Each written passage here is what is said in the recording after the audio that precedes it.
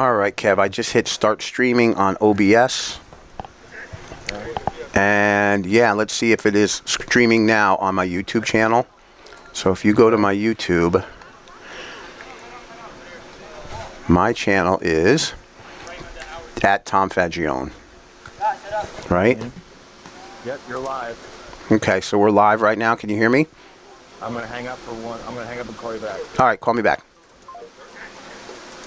Coming to you live from the campus of Long Island Lutheran High School, home of the Crusaders. It's Tom Fagione, flying by the seat of his pants right now, getting ready to bring you some high school football on a beautiful afternoon here in Brookville, Long Island, along with my engineer extraordinaire in places unknown, Kevin Halpenny.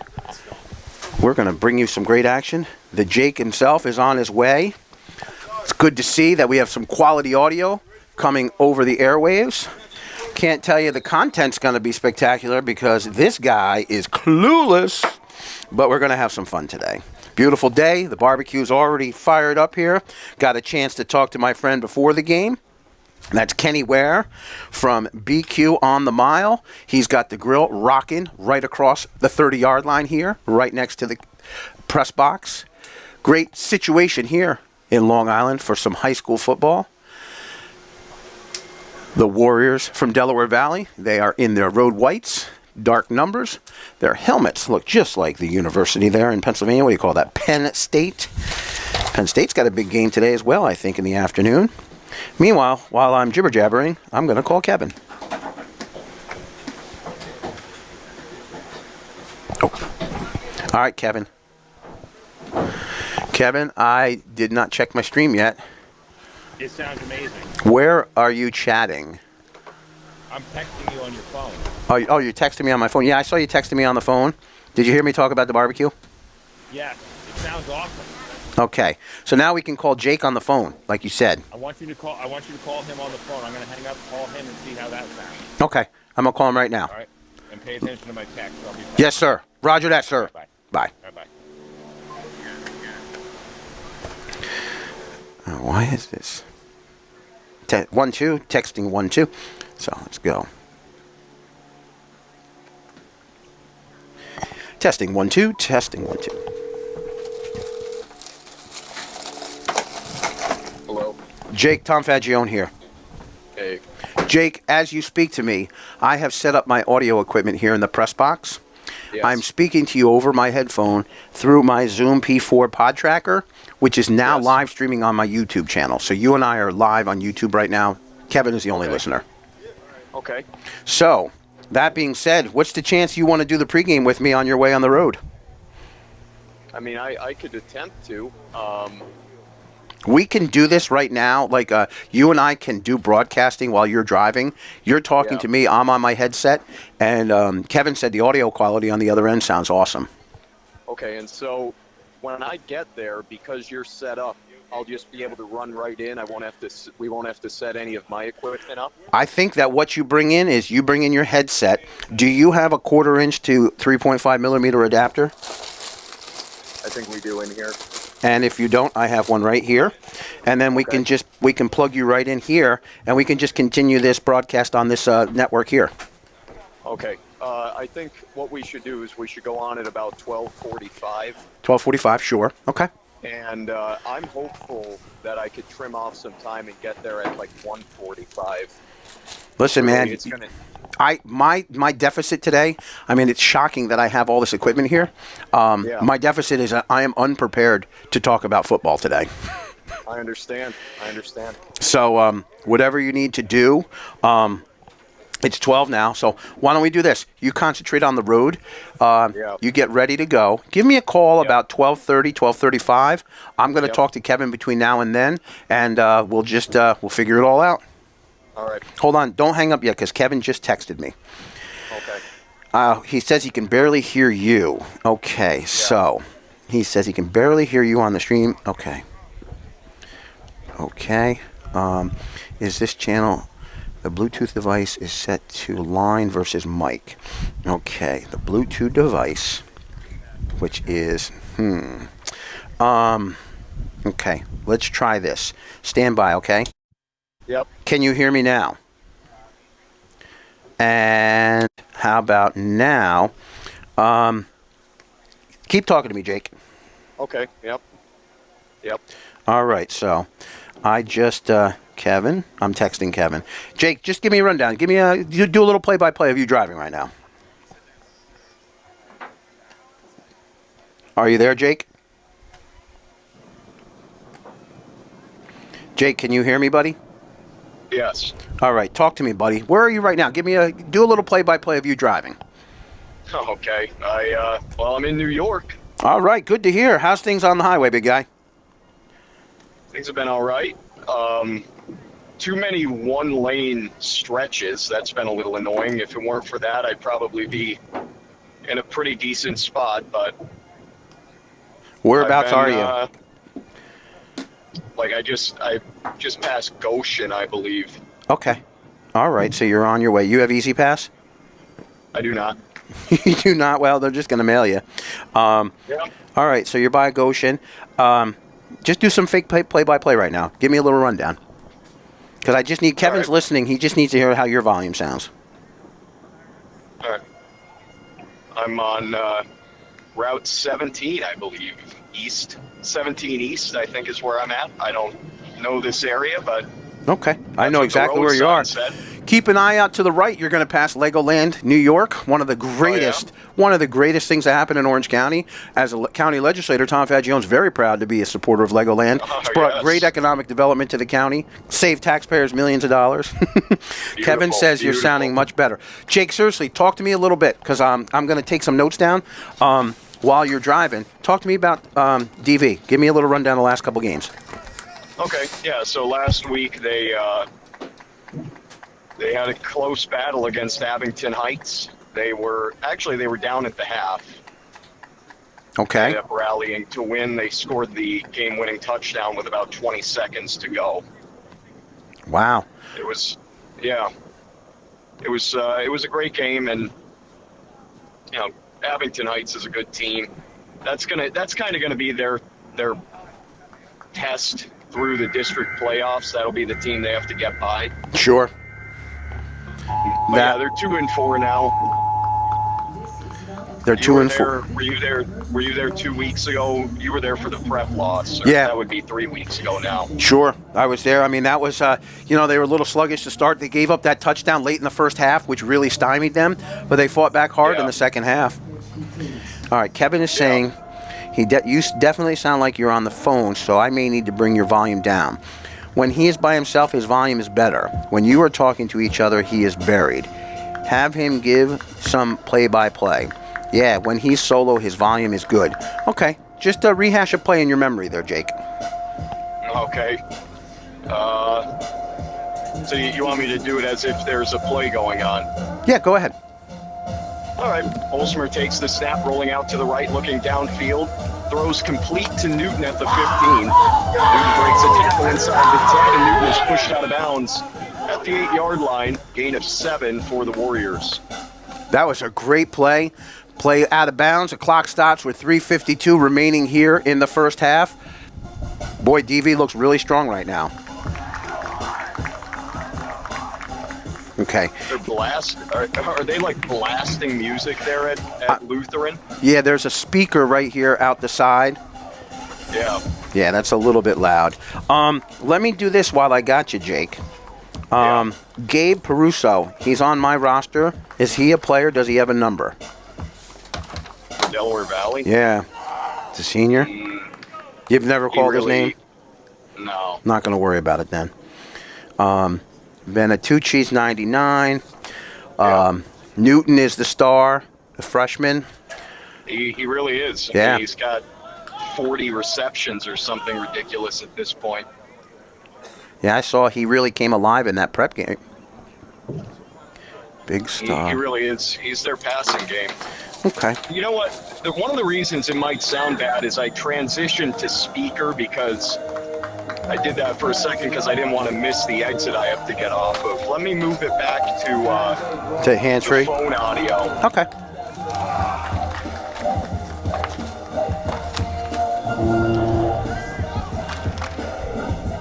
see if Kevin says that it's better now. Let's see what he says. What is that screaming? He sounds, for pregame, you'll have to give him some space in between. And people are screaming. Oh, that might be my microphone. Let me turn my mic down. I'm going to turn my mic down. Kev, I just turned my mic down to 5. How does that sound? Is that better? Kevin is texting me as I talk to him. Yeah. All right. He says he has to call Bud. He's going to call Bud. He says he keeps streaming. We will rejoin shortly. All right. Okay. The pregame, I have no pregame material here in terms of me being prepared. Yeah. I'm a little bit nervous. But Kevin sent me, what did he send me? He sent me the live read for halftime and an interview. Yeah. I don't know if you saw that. Well, I'll be there by halftime unless something really bad happens. Boy, this speaker is really, it's loud right outside here. It's not really facing the press box, but I have the windows open. We'll just, listen, you know what? We're just going to deal with what we have, you know? Yeah. Okay. All right, listen, why don't you do this? Concentrate on the road. I'm going to try not to get in a panic attack down here, and we're going to figure this out, man. Okay. All right, I'll call you back, bud. Okay. Don't go too crazy speeding. Well,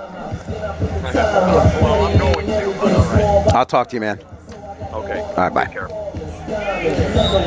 Okay, Kev, I'm still streaming. Jake's on the road. I'm going to let him stay on the road, and I'm just going to put some rosters up on the wall here with some athletic tape so we don't leave a mark, because we're good stewards of the press box here. Yeah, Kev, I'm nervous. I'm nervous as heck. I hope no one else is listening to this stream right now. They might be. I'll make sure I don't swear. I'll be a good boy. Beautiful day here today on Long Island. Nice trip down. Got a chance to look at the cityscape of Manhattan. When I was a kid, my parents, we lived in College Point, Queens, and when we moved upstate, we'd come back down to visit my grandma, who lived in Brooklyn. And it was always nice to go across the White Stone Bridge because we would notice the cityscape. You'd see the Twin Towers all the way down at the bottom of Manhattan Island. And then, of course, you would always look for the Empire State Building. And then you would see the dip where Central Park is. And now as you come down and you look, the cityscape is totally different. There's new buildings. Obviously, there is we have the new World Trade Center downtown, the Freedom Tower. So the whole cityscape looks a lot different now than it did back in the day. Got off the Whitestone, thought about going to College Point, visiting the old neighborhood. Opted against, figured it was my best interest to get here to be prepared and ready to go. So that's what I did. So I got here. And right now, I'm just setting up press box. I got home team here, athletic director Melanie Logan, assistant director Nick Triber, and PA announcer Todd Hubner. Todd, very helpful. Nick, very, very helpful. So nice to have them here. And the Crusaders of Long Island Lutheran, dressed in red jerseys, black numbers, outlined in white. It's a little homage to you, Halp. Their little jersey rundown. All right, Kevin just texted me. Oh, getting a little nervous. Go to this website for scoreboard for Okay. Okay. All right, Kev, I'm going to do that. Live scoreboard, Game 7 recaps. Let's see what they got here. Bud is listening. Hey, Bud. How you doing, Bud? Yeah, Friday night. Dunmore at Mid-Valley. Valley View at North Pocono. Carbondale at... that's last week. Live scoreboard. Let's go there. Okay, Friday night it was Valley View over North Pocono, 21-14. Boys Scranton Prep, 27. Abington Heights, just short, 21. Bud says hello. Hello, Bud. All right, this is... what are we calling this? District 2024 Week 7 scoreboard. Okay. All right, a lot of people excited here. District 2. Okay. All right. What else is Kevin texting me? Bud is listening. Bud says hello. Hello, Bud. Somebody is commenting on my photo. Those are, oh gosh, those are from last night.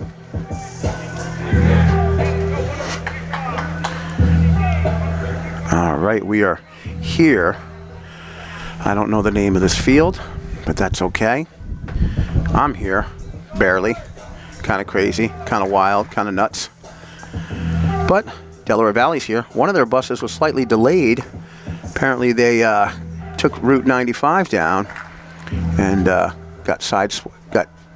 guess they got stuck in some kind of traffic. But now I'm just rambling. I guess I shouldn't ramble. Save all the good stuff for the game. Not live on the air, but live. I don't even know what that means. Okay. Delaware Valley walking through their little kickoff routine here. Kickoff prep.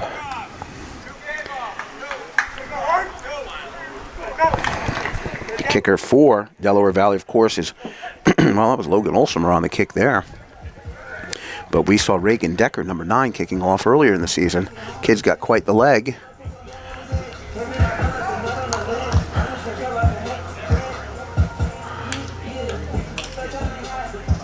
I am a little bit...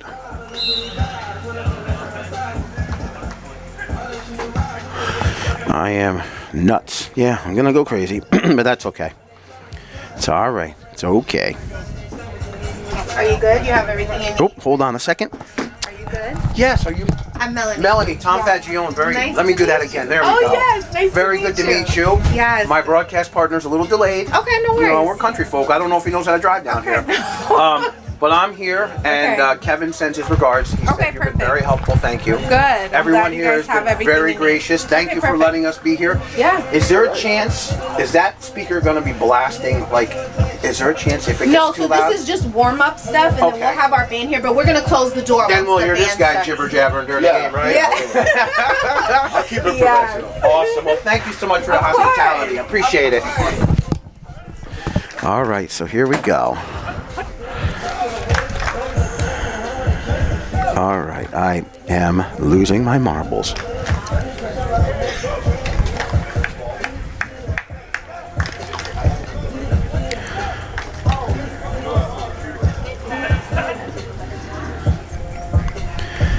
It's beautiful here. Okay, I have a correction. Okay.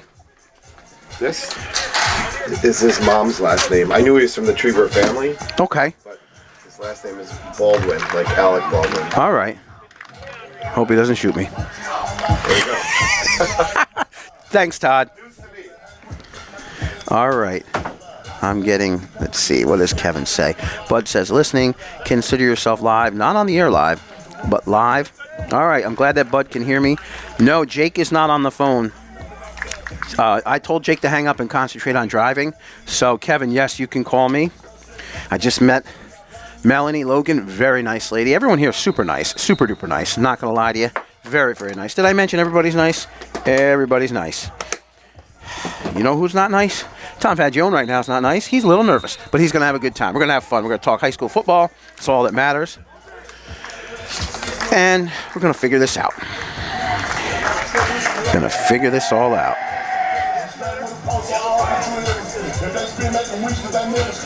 All right, Jake.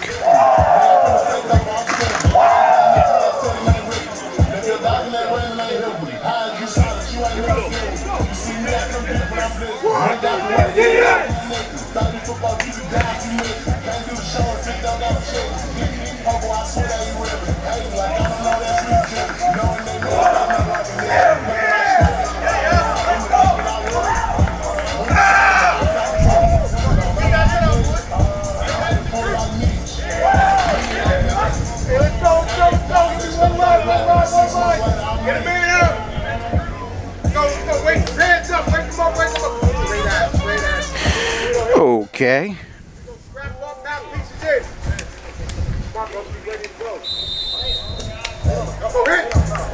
Okay. Okay. Please call me.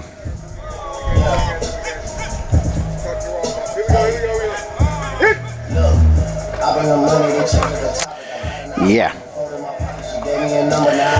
Army 7, Tulsa 0 right now. we get that update. I am live read packet material. Okay, extra point. Sponsors every time the extra point's being set up. First quarter sponsor, title sponsor. Hey Kev, Tom Fagione here. All right, hold on a second. I'm going to have to turn this up to hear you. Kev, can you hear me? I can hear you loud and clear. Okay. Yeah, it's a little hard to hear you. Let me see if this helps. Does that help at What all? it's all about. I feel like we've had pretty good luck with the phone before. Talk to me, Kev. I'm here. I'm live in my bedroom right now with my new dog. All right, let me turn my mic down. How about now? Okay. Can you hear me? Yeah, I hear you. You mess around with the mic and line settings on I'm that sorry, channel? I can't hear you, big guy. Did you mess around with the mic and line settings on that channel? All right, text me what you just said. How about now, Kev? Am I coming in too loud to you? No, I hear you great. I'm just, you know what it is? I'm picking up a lot more of the other things here on my microphone. Let me cover my mic. Talk to me, Kev. Did you mess around with the mic and the line settings? Yes. I'm on the mic setting on channel 1 and 2, which will be me and Jake.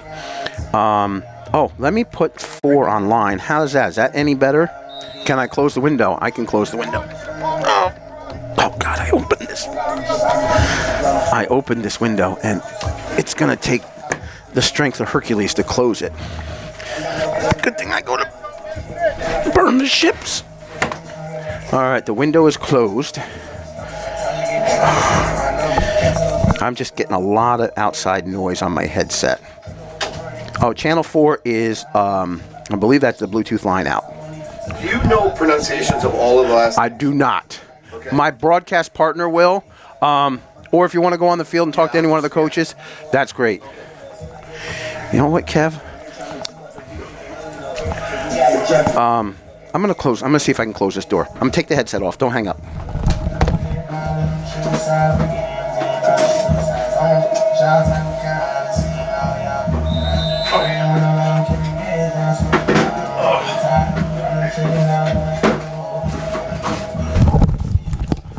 Kev, can you hear me?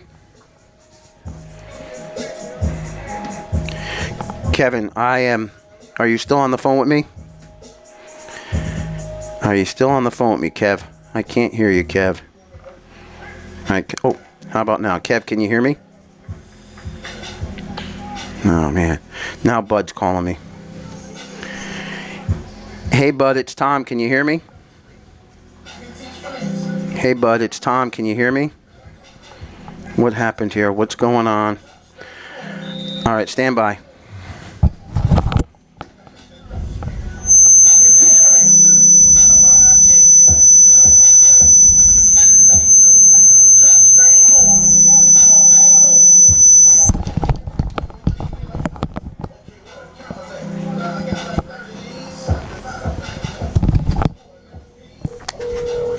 What's up, bro? All right, Kev.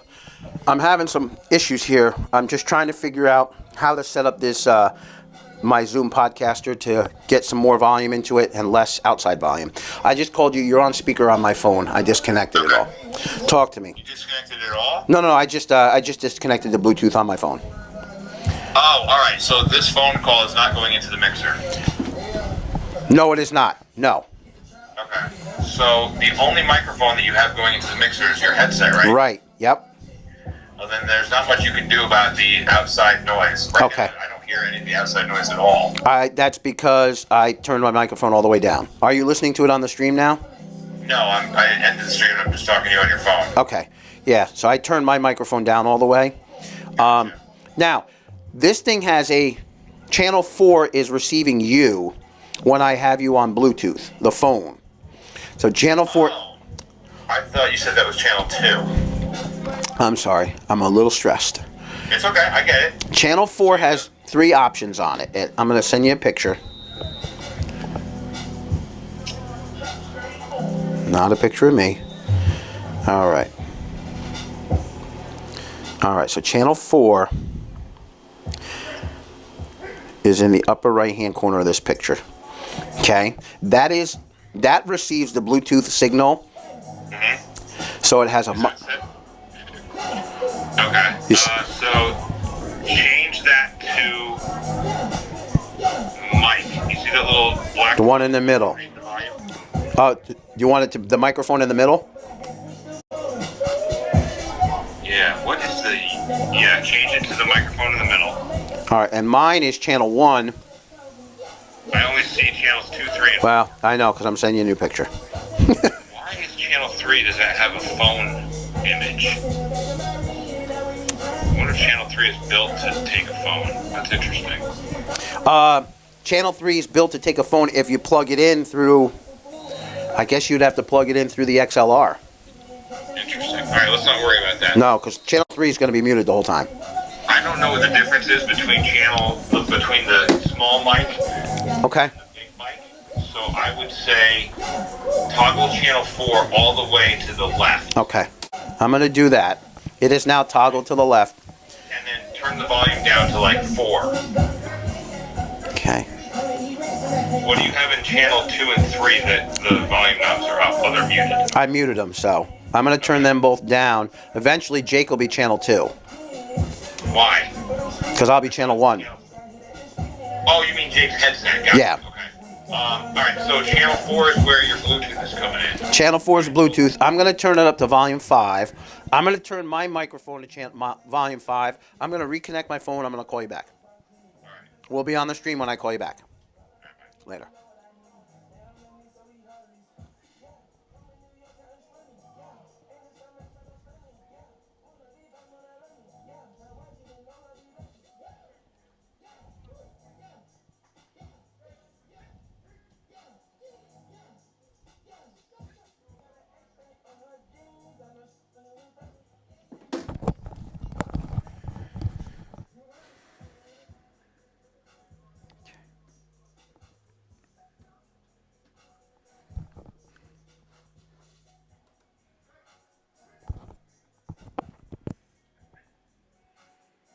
Kevin, I am calling you from the stream now. Can you hear me? I'm calling you from the stream, Kevin. Can you hear me? I'm calling you from the stream. Can you hear me? I'm calling you from the stream. Can you hear me? All right. All right. 1 2 1 2 coming to you. 1 2 1 2 coming to you. 1 2. Kevin cannot hear me. Cannot hear me. I'm gonna switch. Turn your mic up. Coming to you, Kev. Can you hear me now? 1 2 1 2 1 2. That's hot. I'm turning my mic up to 7 right now, Kevin. Coming to you. 1 2 1 2 1 2 1 2 1 2. Coming to you. 1 2 1 2. How about now, Kev? 1 2 coming to you. 1 2. This is interesting. What has happened? What has happened? I don't know. I'm going to try again. Okay, that's on. Microphone to the left. 1 2 coming at you, Kev. 1 2. Wonder why this is not working now. This is not good. I have this set right. I cannot hear you, Kev. No, I cannot hear you. I cannot hear you. What has happened? 1 2 1 2 1 2 1 2. Kevin, can you hear me now? Can you hear me now? Can you hear me now? 1 2 1 2. Oh, this is. Oh wait, there you are. Kevin, talk to me. I'm here. Can you hear me? Yep, I'm gonna turn a couple things down. Keep talking, Kev. Tom, I'm coming to you live from 22 Cahoonsey Street, Okay. where we've just All right, adopted a new Kevin, puppy. hold on a second, buddy. Stop for that. You are coming in. That phone picture on channel 3. You're channel 3. Okay. You sound phenomenal now in my headset. Great. Yep, I turned you up to phenomenal on the 10. stream. You sound 5x5. You sound so good right now. You're at volume 10 on the phone. I'm at volume 5. I'm going to go up to volume 7. I like that in my headset. I'm going to go back down to volume. Bud hears me on the live stream. You sound like you're in the box with me here. Awesome. That's fantastic. Good. That means I can open this window so I don't die. You sound great. I sound great. You sound right here with me, bro. Okay, excellent. That's a great All right. move. Good move. So we know that the phone is channel 3, and it has to be set to that phone thing. So Jake, if he calls me in, he's going to call me at about 12:35. He's going to sound awesome then. Yes, he will. It'll be much better. I'm glad that you figured that out. That was a clutch move by you. Well, I sent you those pictures, and you helped me out with that. All right, I'm going to turn you It's a down. team effort, bro. We're broadcast brothers. That's it. I'm going to turn you down a little bit. Now you got to help me, okay? I'm ready. What do I do? So, first question, who's opening the broadcast? Don't know yet. Do you want me to, or do you want to ask Jake to? I would rather have you do it. Okay. Only because Jake seemed to be, he's a little unknown on the driving. Yep, that's fine. And I don't think his focus was there. Okay, So do you want me to do the entire pregame with you, or Yes. just the open? Yes, do whatever you can with me. Okay. Yeah, anything you can do to help me would be great, just to keep me focused. So. Yep, okay. Let me get prepared for that then. Okay, do you want me to let you hang up? No. Keep me on the line. I'm not going anywhere. All right, and Bud is confirming that you sound great on the stream? Yeah. Yep, he confirmed he can hear me and it sounds good. So now explain this to me. So you have the stream going onto the YouTube, then he has it, and it's going to be eventually broadcast on the radio? He went to the computer in the studio. He went to YouTube. He looked up your channel. Your channel has a red circle around your profile picture, and it says live. So he just clicked on live. He goes, and it immediately brings him to your live stream, and he puts that on because there's a channel on the mixing board that computer is connected to. Awesome. And you put that up on the board, and you're on the air. Awesome. So the audio probably doesn't sound too bad. The audio sounds amazing. That's awesome. Yeah, I knew this piece of equipment was handy. I just knew it. Dude, it's phenomenal. It's And so let underrated. me tell you, the fact that I just threw that in my bag, and I'm like, you know what, I need to bring this with me, was, that was award winning. You have no idea because he told me that originally that there was phone capability in the studio, and then he realized afterwards there wasn't, so we couldn't have used the Bluetooth capability. Wow. So hold on, just give me 1 second. Do what you got to do, man. Don't leave. I'm not leaving either. I'm just sending you an important text message that you need to look at, and just all right. This is for the future of when you talk to Jake. Does this have to do with Shocktober? Not really. Okay, good. But it's more about Jake. I'm with you, man. You know what I'm saying? So when he gets there. Okay, when he gets there. Right. Yep. All right. Yep. Okay. All right. So, yeah, we're good to go. But if you had not had your laptop and this thing, we would have been up the creek. Yeah. But thank God you are the king of the 7 Ps, and so we're going to be good to go. I'll be able to do the broadcast, and let me get my pregame script ready. I got to talk. So I can get us started. Do you need to talk to Jack? No, I need to talk. I need to talk to the PA announcer, Todd. I got to put an order in. I want to buy a Long Island Lutheran T-shirt. Oh, sweet. Oh, this is gonna be This is gonna be memorable for sure. Memorable for sure. Whew. Hey, you're not kidding, dude. You are not kidding. Yeah, this. Listen. This is game 20 for the year for me. This is a big step forward for the old T-Bone. Yep. But we're gonna do it. People are gonna listen, and we're gonna have fun. And yep. I'm gonna trip over some words, but I'm just gonna try to tell a story. So, if we're streaming now, I'm gonna try right now. Olsmer drops back to pass, looks to his right, got a receiver open, hits Colin McGarvey on the outside, the junior with a reception, takes it in for about 5 yards on the reception. It'll be 2nd and 10 for the Warriors, ball at the Crusaders' 32-yard line. How's that, Kev? That sounds perfect. Awesome, man. Awesome. Let me get my WYNY pregame show ready. Yeah, what are the liners if I need Phil? Can I just say you're listening to DV football? The Pike 106.9 is what you should reference it as. The Pike. Yep. 106.9. I mean, I can say that, like if I don't know what to say at the end of a play, I can say, hey, great day today for listening to DV football here on the Pike, man. I'm so glad you're all listening back at home. We're here in Long Island. We miss you guys, and we're glad that you're listening to us. Yes. I can throw little fillers in like that. Yep, and I'll send you some text with some additional stuff. Okay. All right, just give me 1 second. So what's the name of the town? We're in Brookville, Long Island.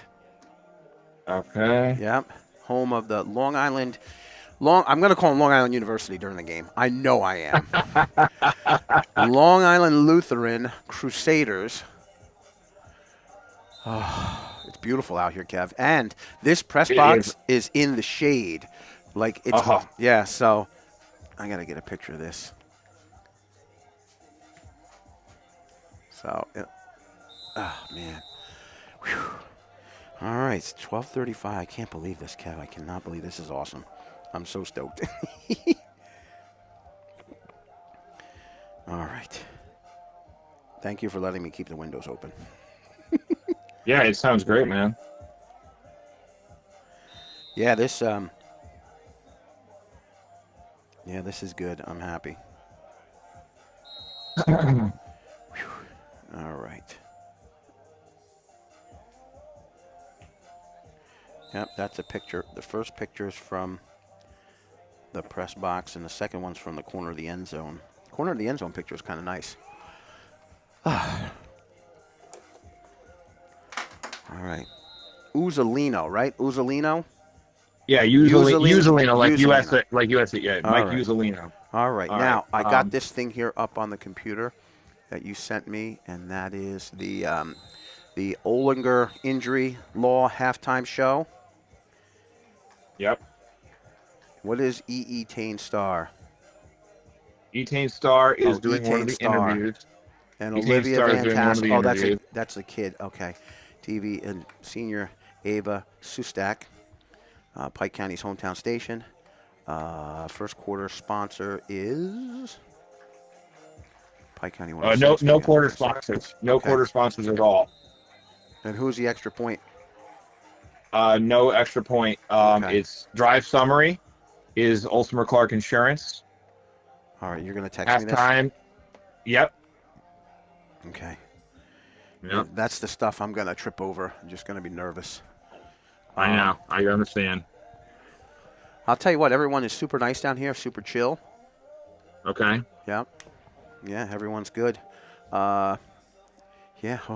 Everyone's super nice, super chill. The only one that's not chill, this guy. Well, listen, bro, you are in uncharted waters.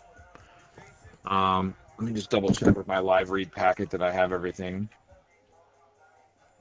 Ulster Clark Insurance. Halftime, the Read.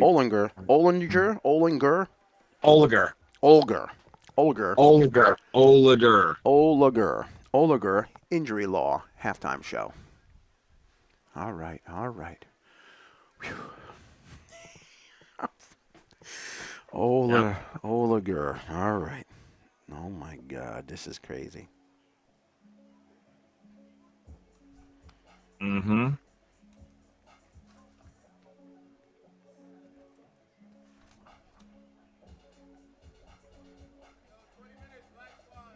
Do you have both of the halftime interviews? Yeah, but how do I? You know what? They're on my phone, right? Yep. Yeah. Okay, I didn't think about that.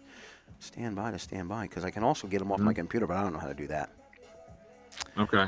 Yeah, I wouldn't worry about it. I would try to operate off of your phone. Although by halftime, Jake is probably there and can play them off his phone, which he's very familiar with, except for the Bluetooth. This is my Tom at T-Bone. Okay, let me get it here. Maybe I'll just do it. Kevin live reads. Actually, Kev, let's see if we can do this. Here's a link to your YouTube clip for what is that? That was a thing about the girl, Ava Sustak, how she went to the Jets preseason camp. Okay. I'm going to try to play that interview. Okay. I don't know if you'll be able to do that with me on the phone. Are you ready to go? Can you hear it? Today we will be interviewing Senior Ava Sustak, who is nominated. Okay. I have it here. I have it on my phone, so I actually can play it off my phone, and I hear it through my headset. Are you listening? Okay. Yeah, so I can do that then. Okay. All right, so I can do that at halftime then. That'll work. Whew. Oh, mamma mia. All right, let me get that out of there. Okay, refer to the station as the Pike 1069, Pike County's hometown station. The greatest hits on the Pike. Online, on the Pike, 1069.com. Okay.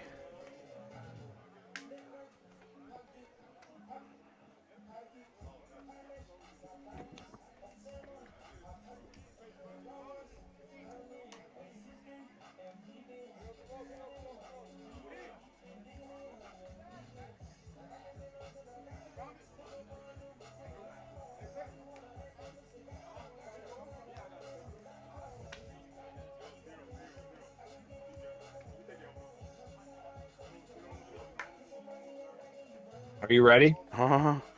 Yeah. Okay.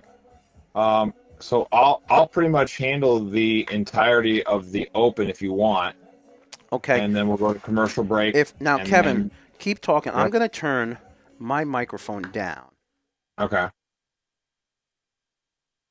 Okay. All right, Kev. I want you to count down from 10 to 1. I'm going to turn my Okay. microphone down, and then I'm going to keep listening to you. Go ahead. Okay. Live from Long Island Lutheran High School in Brookville, New York. This is live radio coverage of Delaware Valley High 4, School football. 5, 6, as the 7, Warriors- 8, Oh, 9, God, I 10. didn't do the countdown. No. No, what I'm saying is I can hear you through my headset with my mic turned all the way down. Oh, great. Okay. So that's good news then. So I can mic myself down while you're doing the pregame. Yep. Can you text Jake and tell him you're going to do the pregame? Yep. All right, text him that. Okay? And Okay. then when you're ready to go, you're ready to go. What do you, Jake said we were going to start at a quarter of. Whenever you want to start, man. I'm ready to go.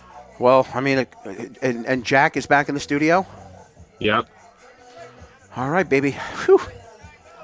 Well, Yep. the best part about the deepest part of the pool is you just got to jump in it. Correct. Let me get these scores up. Okay. And I'm ready. I'm going to tell them we're ready. All right, baby. I'm gonna turn my microphone down now. Is that okay? Yep. All right, I'm turning my mic down until you give me the high sign to turn it back up. Okay. All right, man. Dude, you're awesome, bro. Appreciate you.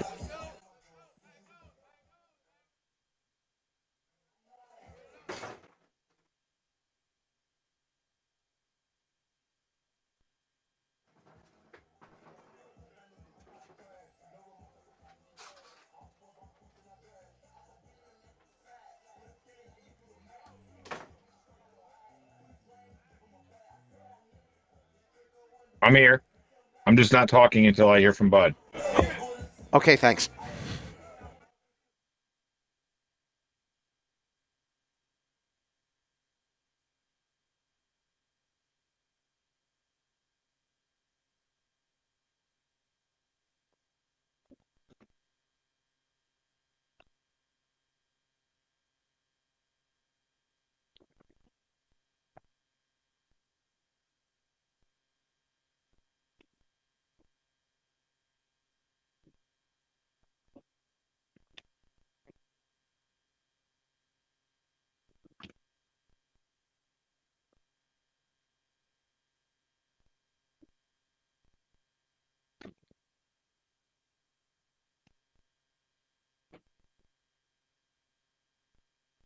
Good afternoon from Brookville, Long Island, New York, and welcome to Delaware Valley High School football here on the Pike 1069. Today, your Delaware Valley Warriors will battle the Long Island Lutheran Crusaders in the non-league of all non-league games. Alongside Tom Fagione, I'm Kevin Halpenny, filling in temporarily for Jake Graziano. Jake will be on the air with Tom today. Jack George is in the Pike studios. We thank you for joining us for the Countdown to Kickoff presented by your trusted realtor, Michael Uzzolino with Iron Valley Real Estate. It's a 1 o'clock kickoff, so we're about 16 minutes away from this game getting started. After an 0-4 start, the Warriors have won 2 in a row. A couple weeks ago, a home win over rival Wallenpaupack, and then last week, an absolute thriller in what is likely the Warriors' last visit ever to the Pit in Clark Summit, Pennsylvania, where Delaware Valley defeated their rival Abington Heights 35-28 on a Logan Olsemer touchdown rush with less than 20 seconds remaining. An incredible finish to what has been a long-standing rivalry between the Warriors and the Comets in one of District 2's best venues for high school football, the Pit. Hopefully, we catch a break and maybe the Warriors get to go back to the Pit, But if that was the last game, what a way to finish up. Delaware Valley is now 2-4 on the season. Now, the Warriors are going out of district today. And whenever Coach Olsemer takes Delaware Valley out of district, he usually likes to challenge them. They open the season about as far away from home as you can get down in Kissimmee, Florida. They've gone to Florida at the beginning of the season quite frequently over the last 15 years or so, but today's pretty unique. Delaware Valley is playing in New York in the middle of the season, Long Island to be exact. About 3 hours east of Milford is where Delaware Valley finds themselves today against the Long Island Lutheran Crusaders. This is a team that is steeped in tradition. They are 4-0 on the year, coming off of 3 consecutive 40-plus point performances. Last week, a 40-0 shutout of Springfield Gardens. That followed a 40-7 win at Portchester, and they opened their season with a narrow victory over Boys Latin and a 46-20 win over Xaverian. So this is a team in Lutheran that is going to challenge the Warriors, but that is what Coach Olsemer does when he takes the Warriors out of district. Today should be no different. So the Warriors will be tested after 2 straight wins to see really where they're at as they launch into the home stretch of their 2024 football season. Today's broadcast is made possible thanks to Olsemer Clark Insurance, also Oliger Injury Law, Action Bikes and Outdoor, Little Pediatrics, Primetime Meats, the law firm of Oliger and McIntyre, and Olsemer's Tree Farm. We mentioned before, kickoff is scheduled for 1 o'clock. That's 14 minutes from now. We have more to bring you on our pregame show, including our District 2 scoreboard. Tom Fagione will join me to get us ready for Delaware Valley and Lutheran. It's Delaware Valley High School football, and it's all live right here on the Pike 106.9.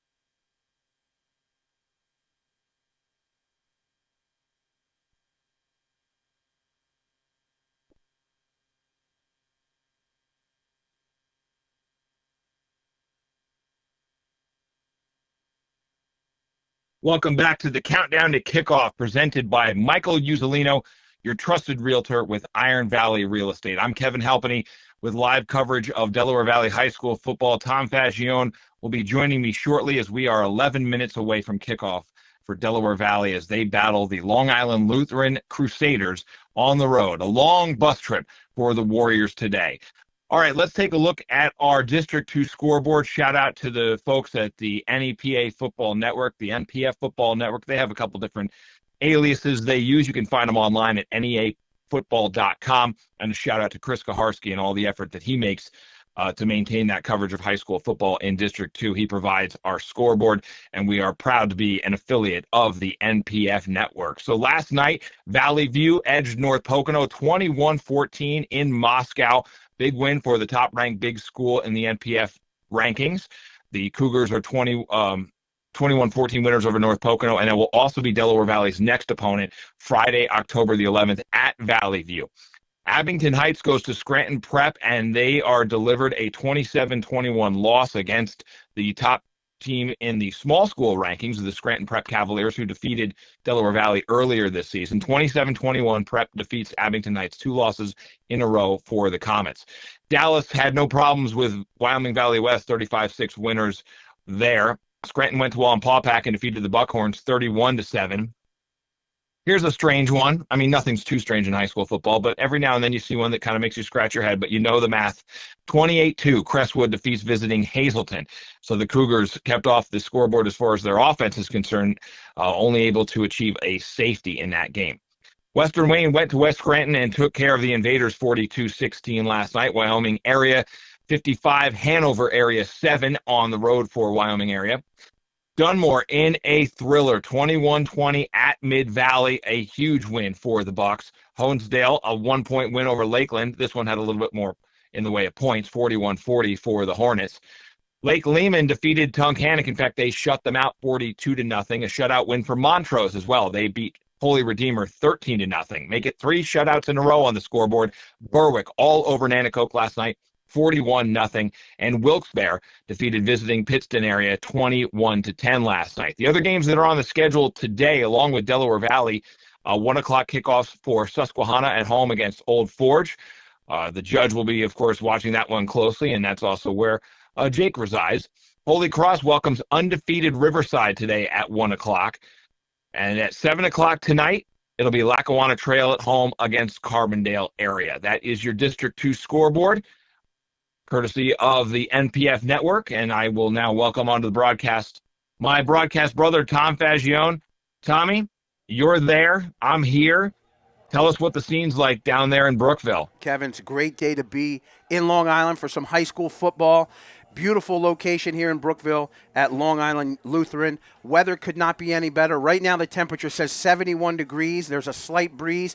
There's a sense of both autumn and summer here in the air as it's warm on the field, but it's beautiful in the shade. Lots of fans coming out to the game here today. DV travels well. They got a tent set up on their sideline. Got a lot of people behind them there. So a lot of guys and gals here made the trip down to Long Island. Some of my old stomping grounds down here, so I didn't get lost on the highways to get down here, but just very glad to be here.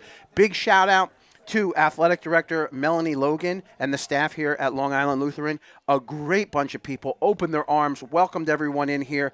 Nick Baldwin's the Assistant Athletic Director. Guy just walked me right through the press box, got me all set up.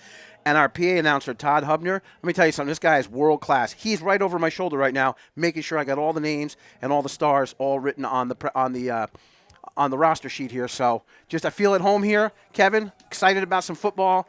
Anytime you play a little Saturday afternoon high school football, it's nothing but excitement, man.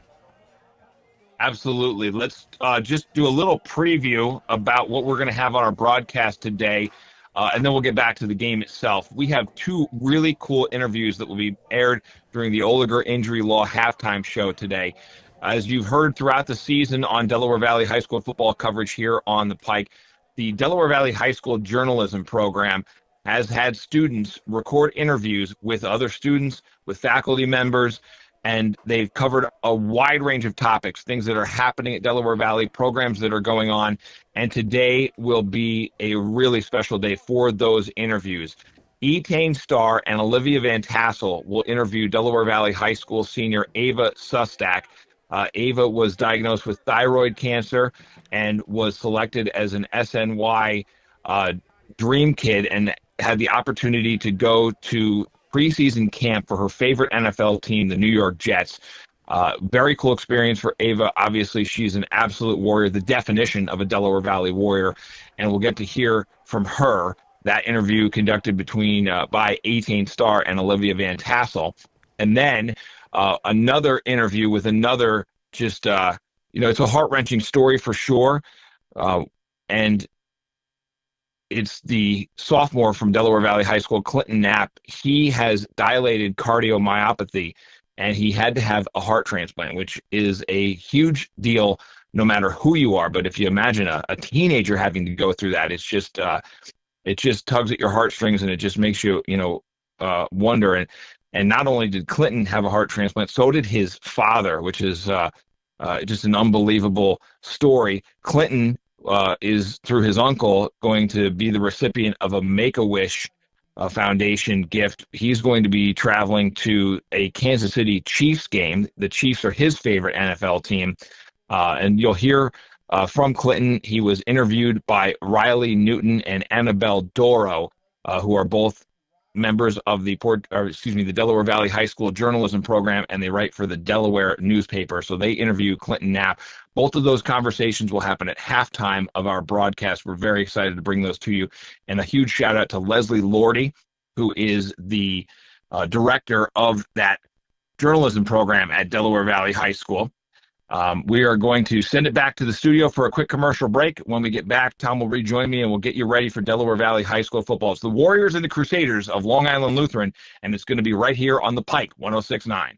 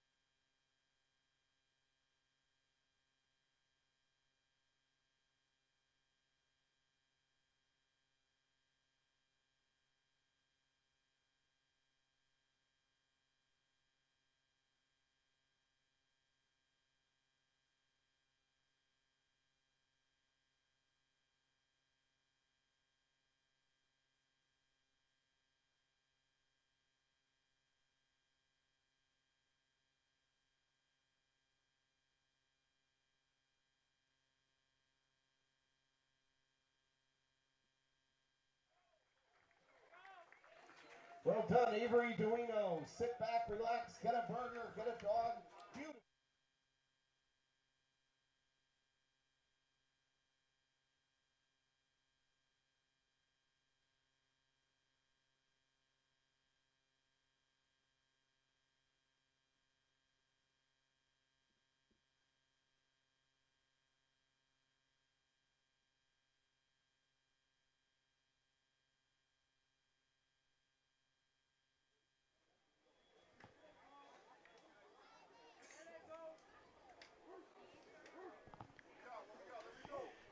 All right. All right. We are back here at beautiful Long Island Lutheran High School. Captains are making their way to the field as the Delaware Valley Warriors are get set to take on the Crusaders here. Beautiful afternoon, as I mentioned in the pregame, and captains are shaking hands. Referees, you know it's a beautiful day when the referees are still wearing the short pants. Referees are out there in the black short pants with the striped uniform tops. The umpire referee and his line crew are going over the instructions with the captains. Out there, of course, for Delaware Valley, one of the big guys himself, the senior, Pasquale Venatucci, along with his other captains, including number 20, Luke Brzezinskis, 6-foot outside linebacker. Joining him out there as well is number 62. That's Amir, number 62. Gillette for the Warriors. And, of course, last but not least, the QB himself, number 12, Logan Olsemer. Captains for the Crusaders include Peyton Robinson, number 18, number 56, Patrick Lynch, number 32, Lorenzo Riddick, and number 2, Jacob Butler. We'll see a lot of Butler today. He's one of the rising stars. He's only a junior for the Crusaders. The coin is in the air, hits the ground. Referee picks it up. Does he look to the white of the Warriors or the red of the Crusaders? He's going to turn to the Crusaders in red. They will defer to the second half. The Warriors say, we're going to take the ball. And that's going to be the case. From my vantage point, it'll be Warriors on the left, Crusaders on the right. The Warriors will receive with their backs to the left side of the field here, which faces a beautiful vista into the woods here. Yeah, woods of Long Island. This is a nice little campus in Long Island. Settled nice. This field is settled nice into the corner of the campus. So it'll be Warriors in their road white jerseys with black numbers, white pants, white helmets with the single stripe down the middle. Against the Crusaders here. Crusaders look a lot like a certain team from New York, the Port Jervis Raiders. The Crusaders black helmets, red jerseys with black numbers outlined in white, black pants. Both teams getting their final instructions from their coaches and captains. And with the clock saying 1 o'clock, the time is right for some high school football here in Long Island. Want to thank everyone listening back home on the Pike 106.9. Glad you're joining us here. It was a bit of a road trip, so I can understand if you are back home and you're tuning in. Maybe you got a barbecue going in your backyard or doing a little maybe getting those leaves picked up. The fall is slowly upon us here. But I'll tell you one thing, the Warrior faithful travel well. Out into the parking lot here, it's a festive setup there. Tents and hatchbacks all popped open, so people got some grills going, having a good time, getting set for this kickoff here. The Warriors, Ultimate Road Warriors themselves, this season, trip to Kissimmee, Florida, as Kevin mentioned in the pregame. Now they hit the road all the way out to Long Island. That was a bit of a bus trip. Glad to see that everyone made it down here safe and sound. The teams are set. Crusaders get set to kick off, and it looks like it'll be for the Crusaders. I believe it'll be Robinson on the kickoff. That's Peyton Robinson, the junior. He sets up the kick, kicking from his 40, back deep for Delaware Valley. He got the freshman himself, Trey Newton, number 3. Back deep along with him is Brzanskis, 20. So they split the return duties here, and we are about set to get things going. My broadcast partner, Jake, will be along shortly, and we are set here for some beautiful high school football on a gorgeous day in Long Island. That's right, Long Island. Pike County travels well. And the Warriors are set to take on the Crusaders. And here goes the opening kickoff. It is a short kick down the right side. It'll be Newton. He takes it at about the 20, cuts it up the middle, spins, and is tackled by a host of Crusaders. But not after Newton gets the ball. It'll be 1st and 10 Warriors. They'll mark it at about the 26. Nice return by the freshman. Boy, this guy, Trey Newton, gets better and better week in and week out. It'll be 1st down DV. That's right. The ball will be at their own 26-yard line. Ulsimer in the backfield, shotgun formation. Split off to his side, of course. Number 26 is Michael Uzzolino. We have an official timeout on the field. They're counting some heads here. Make sure there's 11 and 11. And interesting that the referee will do a double count on both sides. And we have a flag on the play. It's an illegal substitution. Illegal substitution as a penalty. Penalty will be assessed against. Penalty will be assessed against. Check that. Penalty will be assessed against the Crusaders for illegal substitution. 5-yard penalty. It'll be 1st down DV. We'll call it the 31 now. So a free 5 for Delaware Valley as the Warriors get set. Working out some technical difficulties here, and I think we're good to go. And there we are, 1st and 10 for the Warriors. 1st and 5. 1st and 5. Check that, 1st and 5. Alsmer takes the pass. He pump fakes. He's looking down the left sidelines. He's got a wide open receiver, and that is Trey Newton flashing down the left sideline, wide open on the pump fake. Newton with a beautiful catch down the left sidelines. He takes it deep into Crusader territory. It'll be 1st and 10 DV, and they're going to go hurry up offense.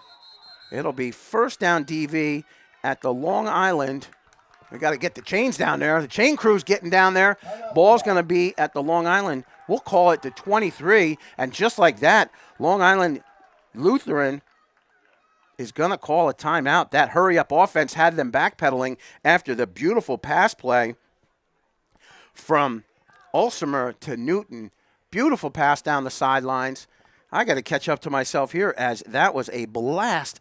Beautiful touch or pass down the sidelines to Newton. It'll be first down, Delaware Valley, officially at the Long Island Lutheran 23-yard line. So Long Island Lutheran going to settle things down here. You get a big play against you on that first down, first opening play. Defense needs to settle down and get themselves situated here. Delaware Valley eager to go. They're in the huddle, but boy, they're ready to get to the line of scrimmage. The Warriors break the huddle, and get to the line of scrimmage. First and 10 DV at the Long Island 23-yard line. Boy, Newton, just a freshman, 5'11", 147 pounds. Beautiful play. I formation now for the Warriors. Olsemer takes the snap. He's going to hand it off up the gut, and that is Uzzolino, and he just drives himself into the heart of the defense. Picks up a couple on the play. Yep, we'll give him 3. Tackled by Johnson. 3-yard pickup on the play. Second down for DV. We'll call it a 7. At the 20. This time it's the handoff up the middle, and it's the fullback himself, number 34, Justin Estevez with the carry. Not just a carry, but a first down for Delaware Valley as Estevez picks up the ball, takes it 10. Estevez, the ball carrier. Picks up 10. It'll be first and 10 for DV at the Long Island. We'll call it the 10. Nice run by Estevez up the middle. I formation again. This time it's Uzzolino in the backfield. He takes it. He's got Estevez in front of him, and Uzzolino scampers himself close to the end zone.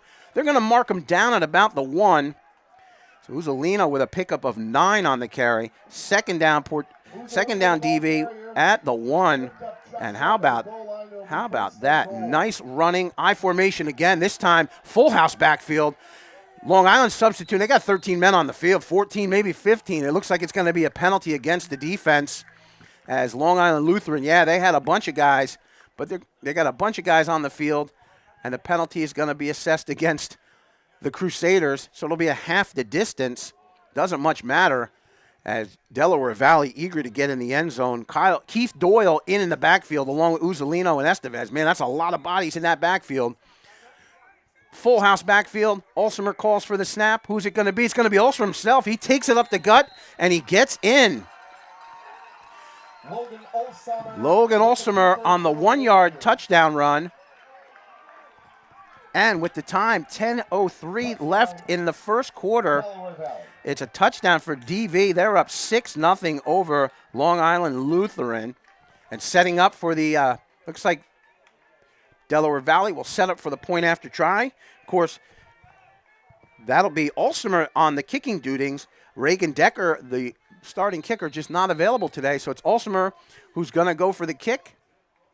And it looks like they need a tee from the sidelines. Olsemer's calling to the sidelines. Not only a tee, but a couple players.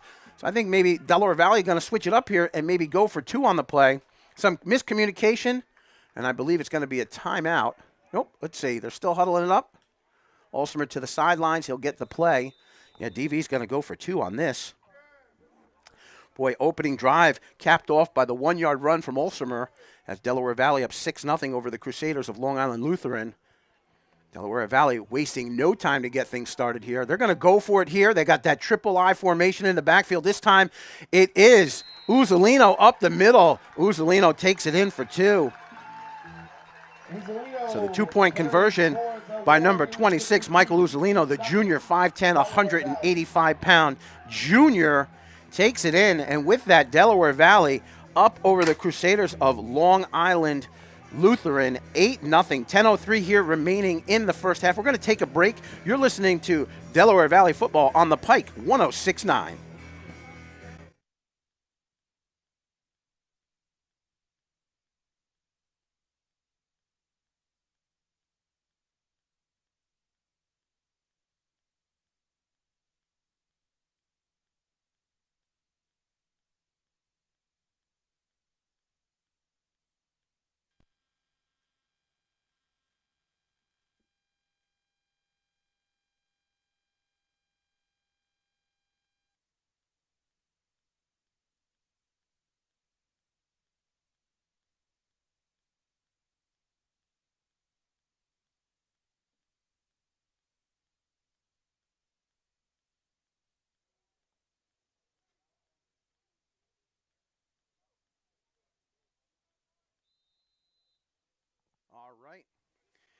First quarter action here. Delaware Valley up 8-0 over the Crusaders of Long Island Lutheran. The kickoff by Ulstmer, and it is deep at the 4-yard line.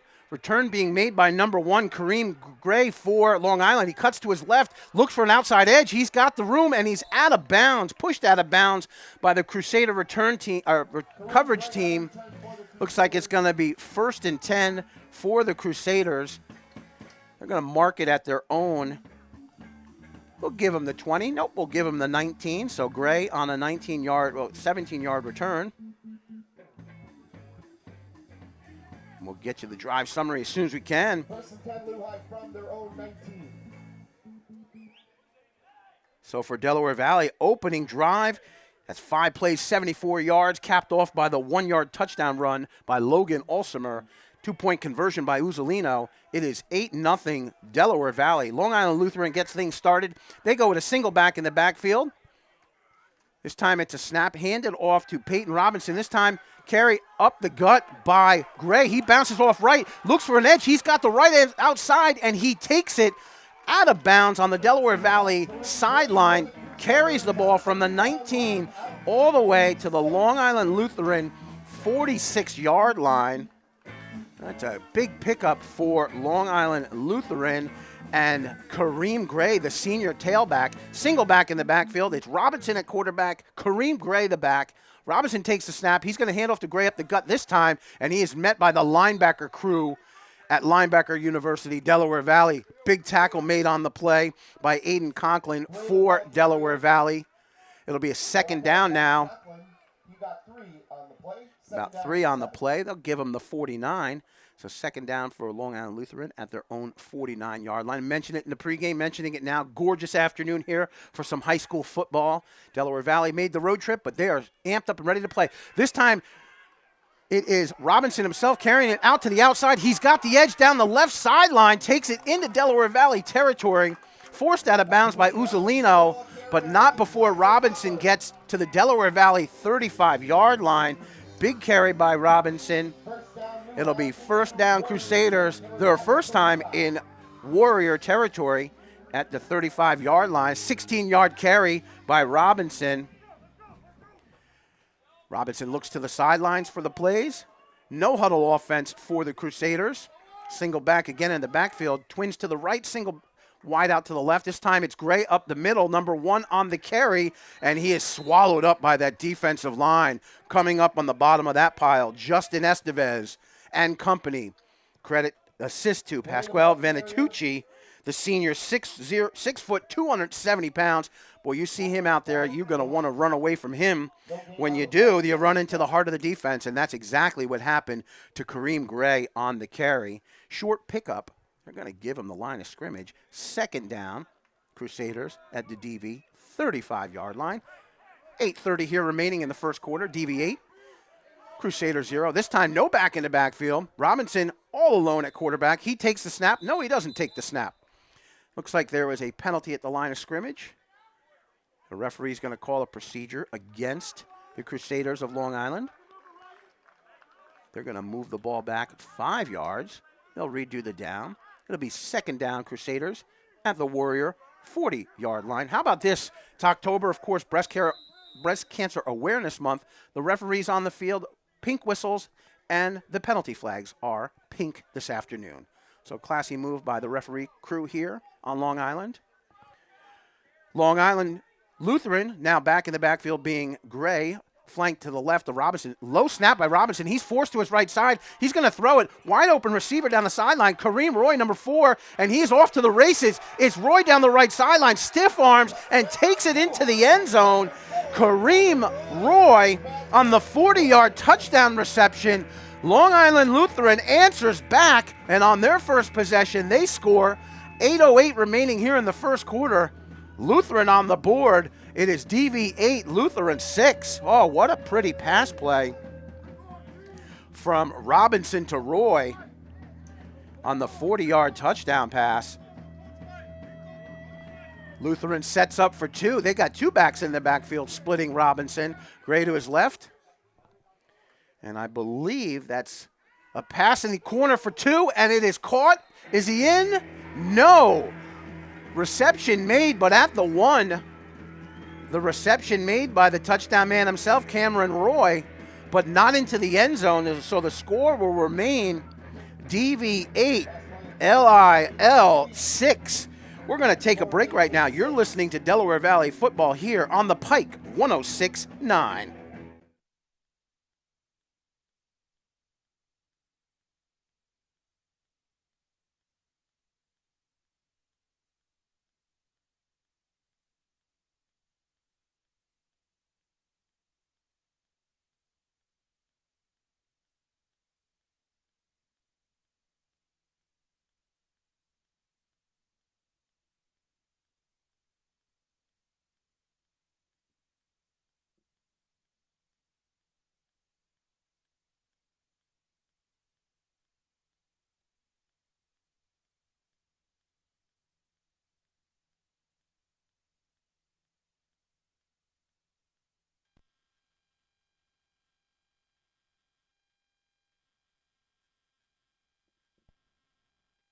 Long Island Lutheran gets set to kick off, and it's a kickoff straight down the middle. This time, Uzzolino lets it go over his head. He's going to pick it up at the 5. Uzzolino goes up the left side, looks for a block, decides to go outside to the left, gets himself up to about the 20-yard line.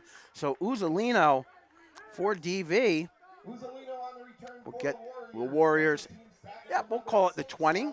Boy, some great action here early this afternoon here in Brookville, Long Island, as Warriors and Crusaders swapping touchdowns, both on their first possessions. 15-yard return for Uzzolino. It'll be first down DV at their own 20-yard line. 7:56 remaining in the first quarter. DV 8-6 over the Crusaders. This time it's single back in the backfield. Handoff goes to Uzzolino up the middle. Small gain by the Warriors. And was Uzzolino on the carry. Bring up a second down for DV. And wasting no time, they're going to give him 2. We'll call it the 22, maybe the 23. This time the handoff goes Estevez up the middle, and he's got some blockers. Cuts out to the outside, gets himself past the 40, maybe the 45. Nice run by the fullback, number 34, Justin Estevez. This kid's a junior, 5'11", 215, wasting no time on that carry. It's first down DV. They'll call it the 44, 22 on the pickup. Nice run. This time, it's going to be play action. Olsemer's looking for a screen pass. He's got Uzzolino. Oh, boy, but it is snuffed out. Snuffed out and tackled behind the line of scrimmage. That time, Antoine Jones, the sophomore for Long Island Lutheran, with the tackle. Great linebacker move there as he stayed at home. A loss on the reception. It'll bring up second down DV. They'll call it the 42. Loss of 2 on the play.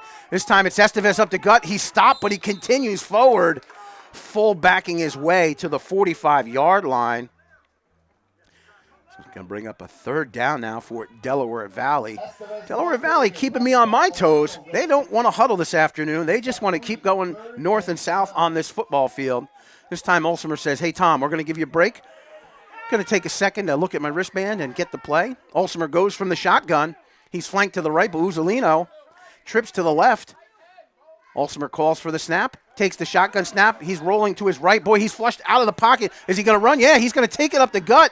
Gets himself to about midfield. We'll call it the 49. The 49 of Long Island. Short of the first down, so it's going to be fourth down and about 4. And Delaware Valley going to punt, and that's going to be Olsemer himself out there to punt. Beautiful punt, high, right down the middle. And it's going to be taken by Gray. Kareem Gray takes it at about the 7. He's down the left sideline. He's got some blocks, runs himself out of bounds. Check that. That's Jacob Butler, number 2 for Long Island. Nice return by Butler. And he's going to get the ball. They're going to call the 37-yard line. So nice return by Butler for Long Island University. That's right down the street here, guys. Pardon me for my misstep. Be first and 10, the Crusaders of Long Island Lutheran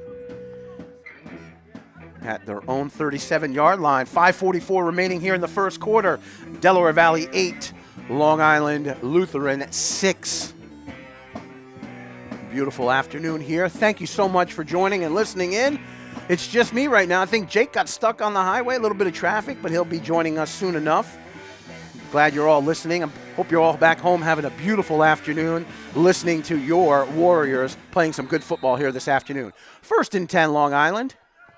Robinson at quarterback. He's got Gray to his left in the backfield. Hard snap count draws the defense of Delaware Valley offsides. Going to be an offsides for the Warriors. So a free 5 for Long Island. Offsides against the Warriors. They'll move the ball 5. They'll call it the 42. So the Warriors on the snap count, not watching the ball. 1st and 5 for the Crusaders. Robinson, the junior, calls the snap. This time he's going to hand it off to Gray up the middle, and the Warrior defense is on top of it. But Gray, he swiggles. He gets his way up through the middle there. Nice run, a little spin. Tackle made on the play by Delabella, Christopher Delabella, the senior 5'10", 245-pound lineman. Gray on the pickup. They'll call it the 47, so 46. So a pickup of 4. So it'll be 2nd and short for the Crusaders. This time it's going to be an inside handoff again to Gray. He gets past the midfield line and into Warrior territory. He makes the 48. Pick up a 6 on the carry by Kareem Gray, the senior solo back in the backfield. Both teams matching up pretty well here this afternoon. Delaware Valley opened up with a beautiful pass down the sidelines to Trey Newton, capped off by the 1-yard touchdown run by Olsemer. This time Robinson calls the snap. He's going to keep it himself. Boy, he's got in the backfield, and he is wrapped up and taken down on the play. Number 6, Dylan Bannon for Delaware Valley with a beautiful open field shoestring tackle on the quarterback. Bannon, sophomore. That's right, sophomore linebacker on the tackle. Loss on the play. It'll be 2nd down. Long Island now in their own territory. I'm going to call it the 47, so a loss of 5 on the play. 2nd and 15 for the Crusaders. Delaware Valley, 3-down linemen. Couple linebackers pinching their way up. Oh, looks like they're going to blitz. Nope, they're going to drop back. Robinson looks to pass. He's flushed out of the pocket. He has nowhere to go, and he's going to be sacked on the play. Big sack made by number 34, Justin Estevez for Delaware Valley. He was all over the place. Nothing Robinson could do. Estevez with the sack. Big loss for the Crusaders. They'll move Lutheran back. It's going to be 3rd down from their own 35-yard line. How about that? A loss of 12 on the play. Last 2 plays, 17 yards in the deficit for the Crusaders. Crusaders going to line it up now. No back in the backfield. Trips to the right, twins to the left. It's Robinson all by himself in the backfield. He's calling the signals, takes the snap, looks to his right, wants to throw it. Heavy rush on the backside, and he's going to be taken down for yet again another sack. Chalk this one up to number 20, Luke Brzezinskis, the senior linebacker, number 20 with the tackle. A huge loss on the play, going to bring up a 4th down. And how about Delaware Valley's defense coming up big? 3 consecutive losses on the plays for the Crusaders, and they stumble their way back to the line of scrimmage with a 4th and a whole bunch. Back home in New York, we call this a gamillion. We're in Long Island, we'll call it the same. It's 4th and gamillion for the Crusaders as they are set to punt from their own 28-yard line. Wow. Another loss of 7 on that play. This time it is Cameron Roy to punt.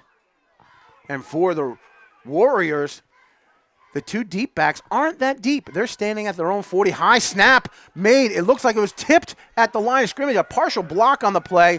Delaware Valley going to let this ball just roll and stop. And how about this? The Warriors going to get the ball back. 1st and 10 inside Crusader territory. They're marking it at about the 47-yard line. So a short punt, no return. And the Warriors are going to get things started in Long Island, Lutheran territory. Yep, they're going to call that the 47-yard line. So, boy, great field position. 2 minutes, 19 seconds here in this first quarter. It's your Warriors 8 and the Crusaders of Long Island 6. Warriors break the huddle. Olsemer's got to feel just lots of confidence here. Got an I formation behind him. As they line up at the line of scrimmage, Olsemer calls for the snap. He's going to take it. This time he's going to hand it off to the tailback, and he's met at the line of scrimmage. Was that Uzzolino? I have to see. It was. Uzzolino gets up, shakes it off. Small carry by Uzzolino.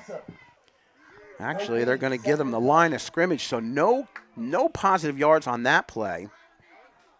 And on the sidelines now for Long Island Lutheran, Tyler Hermans, the senior, number 11, warming up on the sidelines. He's a quarterback, backup quarterback. We'll see if the Crusaders make a change at their quarterback spot. This time it's Olsemer, though. He's going to take it himself, rolls out to the left. He's flushed out of the pocket. Boy, he's backpedaling left. Now he backpedals right, and he throws it away outside the tackle box. So it'll be an incomplete pass. Nice recovery by Olsemer to get outside the tackle box and throw that away. He was looking at a big loss, but he was able to throw that. Once you get outside that tackle box, you can ground the ball, in essence, by throwing it away, and that's what he did. That's what you get with the senior leadership from Logan Olsemer at quarterback.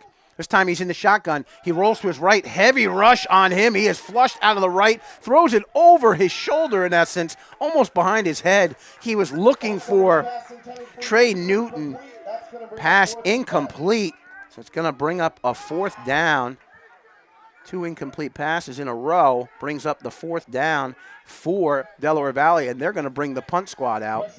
Boy, Olsemer, he doesn't get off the field much. He's the punter. He was the kicker. 2-point conversion. He's out there almost every single play. As the Warriors get set, I believe we're going to take a timeout here on the field. Official timeout on the field. Give me a chance to catch up some things here. Lutheran comes to their sidelines as their coaching staff will get some final instructions here. The Warriors, as we can just catch up to ourselves, opened up today afternoon on a 5-play, 74-yard drive, capped off by the 1-yard touchdown run by Logan Olsemer.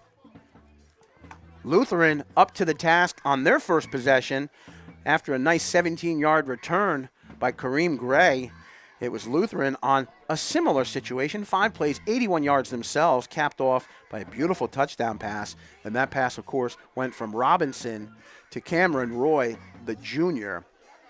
Their 2-point conversion try was a pass into the corner of the end zone, just out of bounds. So the score is 8-6 Delaware Valley. DV sets up. Ball at their own. Actually, they're going to move the ball back. Ball's at. Oh, my bad. And I apologize for you all listening there. That's going to be the end of the quarter as we are going to start things up in the second quarter. It's 4th down, DV at the Lutheran 47-yard line. Olsemer standing at his own 40. He's going to punt the ball. And he looks for the snap. Single back deep for return for Lutheran is number 2, Jacob Butler. And this punt is beautiful. Olsemer angles it to the corner. Does he get it deep, or does it get in the end zone for a touchback? The umpire is walking down the sideline. He's marking with a sandbag, and I believe he's going to mark it at the 10-yard line. No return for Lutheran. At the 10-yard line. So no return for Lutheran. 11:53 remaining in the second quarter. It'll be 1st down Lutheran at their own 10-yard line. License plate JRR 8403. Your car alarm keeps going off. A white BMW. All righty. JRR 8403. Your car alarm keeps going off in the parking lot. Well, I'm glad we can't hear that there. The PA announcer, Todd Hubner, announcing that a car alarm's going off in the parking lot here. But we're in the beautiful press box here at Lutheran High School. Can't hear that here. But what we can hear is the DV defense making their way back onto the field. They're holding on to an 8-6 lead. The defense on the last drive that Lutheran had shut down the Crusaders' offense. 3 consecutive plays in a row, 2 sacks and a loss on the play. So DV's defense definitely up to the task here this early afternoon, looking so strong against the Crusader offense. Crusaders break the huddle. Robinson in the backfield. He's got 2 backs split on either side of him. He's got Gray on the one side. Looks like it's Roy on the other. Robinson takes the snap. Oh, he has a long snap count. He's going to keep it himself. Nope, decides to hand it off up the middle, and DV says, no sir-ree about that. Gray on the carry, and he is met at the line of scrimmage by Pasquale Venatucci, the senior for DV. Huge loss on the play. They're going to spot the ball. Very healthy mark at the 5. Call it the 6, so a loss of 4 on the play. And Lutheran now really with their backs against the wall here. Second and about 14 at the 6. Lutheran, Robinson going to take the snap from his own end zone. He's calling a signal. He makes a audible change. He's looking to his left. Now he looks to his right. He's flushed out of the pocket. He's got some room to throw. He's got a receiver open down the sidelines. The catch is made by Jacob Butler, number 2. Nice catch by Butler and some fancy footwork on the sidelines. He gets himself to about the 31-yard line. So Lutheran with a little bit of breathing room here as they get it 1st and 10 at their own 31-yard line. 25-yard pickup on the play by Lutheran. Boy, if you wanted some breathing room, you got it on that play. This time Robinson takes the snap himself. He's looking left. Nope, fakes, looks right. He's throwing a bomb down the middle of the field. Incidental contact made. That's Butler that was down for the reception, and it is incomplete. Contact made by Heat himself and Fernandez, number 4, Beckham Fernandez for DV. But that contact is all part of the game. Incomplete pass. It'll be a 2nd down for Lutheran. Ball at their own 31-yard line. Oh, Robinson with the cannon in the backfield. Beautiful spiral down the middle of the field. Just could not connect with Butler. So 2nd and 10 for the Crusaders. DV set up on defense. 3 down linemen, 2 outside linebackers cheating in. This time it's a handoff. No, it's going to be a pitch out to the right side, and that is Gray with some running room. Oh, boy, and he is just met at the linebacker spot by Michael Uzzolino with a big hit. Uzzolino laying the wood down, but not after Gray could get to about the 40-yard line. We'll call it the 39. So I'll give him 8 on the carry. Put it at the Lutheran 39-yard line. Uzzolino, both sides of the ball. Just a tough, tough, tough competitor.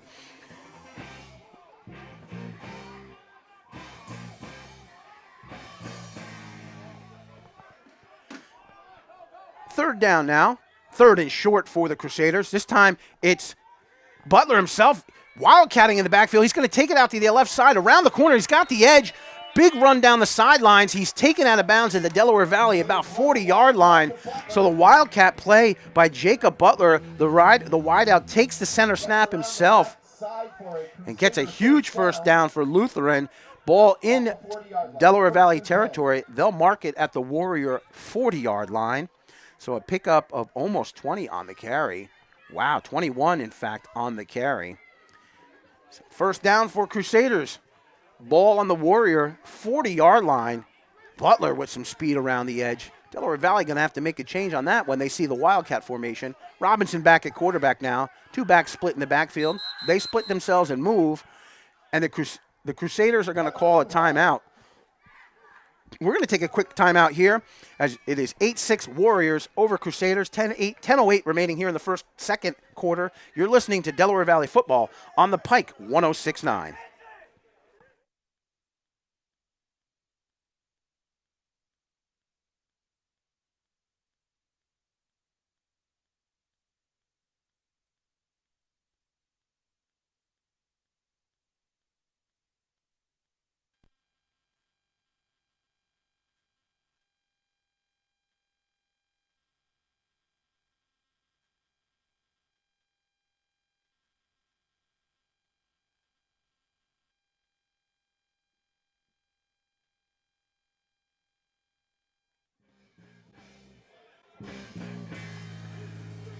This is Tom Fagione on the Pike 106.9, bringing you Delaware Valley football live from Long Island Lutheran High School in Brookville, Long Island. That's right, we're on the road. We're in Long Island as the Warriors are taking on the Crusaders. It's 1st and 10 Crusaders at the DV 40.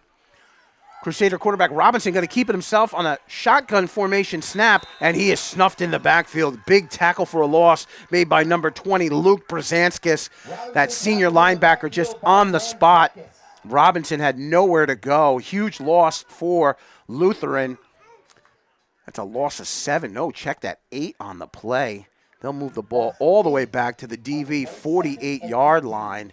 Delaware Valley 8, Lutheran 6, 9:40 remaining here in the first half. Coming up at halftime, great interviews from our Delaware Valley students. Just unbelievably great, talented people, great hearts, great things to listen to coming up. Yeah, that's a lot of greats. You know why? Because it is coming up at halftime. Right now it's Crusaders ball, 2nd and long at the Warrior 48. Robinson's going to take the snap. He looks deep out his right. He's flushed out of the pocket. He's looking downfield. No, he's going to keep it himself down the right side. Quarterback keeps it outside, runs out of bounds, gets past the 40. We'll call it about the 36, maybe the 37-yard line. Robinson with a heavy rush up the middle, forced him to carry the ball. Still going to keep him short. Stepped out of bounds. 3rd and 8. Yeah, 3rd and 8 for the Crusaders. They'll call it the 37-yard line, so we'll give them 9 on the carry. But the loss on the play previous gives it a 3rd and long for the Crusaders. DV's defense this afternoon just been so strong. A little let up on the touchdown, but since that, they have really turned things on and kept the Crusaders on their heels.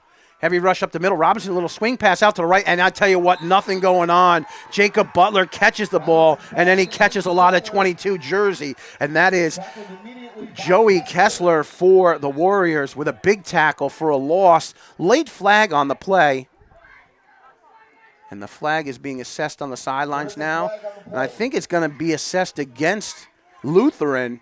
Side judge not happy with what's going on the sidelines. So loss on the play brings the ball to the 45-yard line. That's a loss of 8 on the play. 4th down, Crusaders at the DV 45-yard line. Lots of negative yards these last 2 possessions for the Crusaders. The Warrior defense just really amping things up. Set to return for Delaware Valley is a freshman, Trey Newton. He's flanked by Colin McGarvey, the junior. They're split back on this punt return. High snap. Punt is off. It's straight down the middle. Looks like it's going to Newton. He's going to take it at about the 11. Newton slips out to the right side. Got some blockers down the right side smartly as a freshman. Takes it out of bounds. Newton on the return. Runs it out of bounds at about the 25-yard line. So the Warrior offense will get things started. They got a 2-point lead, 8-6 over the Crusaders. They're going to get it 1st and 10. We'll call it their own 25-yard line. I want to thank you all for listening to Delaware Valley football here on the Pike. Beautiful afternoon. 1st and 10, Warriors at their own 25-yard line. It's Olsemer at quarterback. He's going to run up to the line of scrimmage and take the center snap. I formation. He fakes the handoff. Little flare pass out to the right to Estevez. Down the right sideline. He's not out of bounds. No, he keeps going, and he is past the midfield mark. Gets himself into Crusader territory. Pushed out of bounds. Pops up. Gets some high fives from his Warrior mates on the sidelines. As Estevez on the big reception. They'll put it at the Lutheran 44-yard line. 36-yard pickup. Wow, great play. And the answer is yes. The answer is yes, as that is a beautiful play.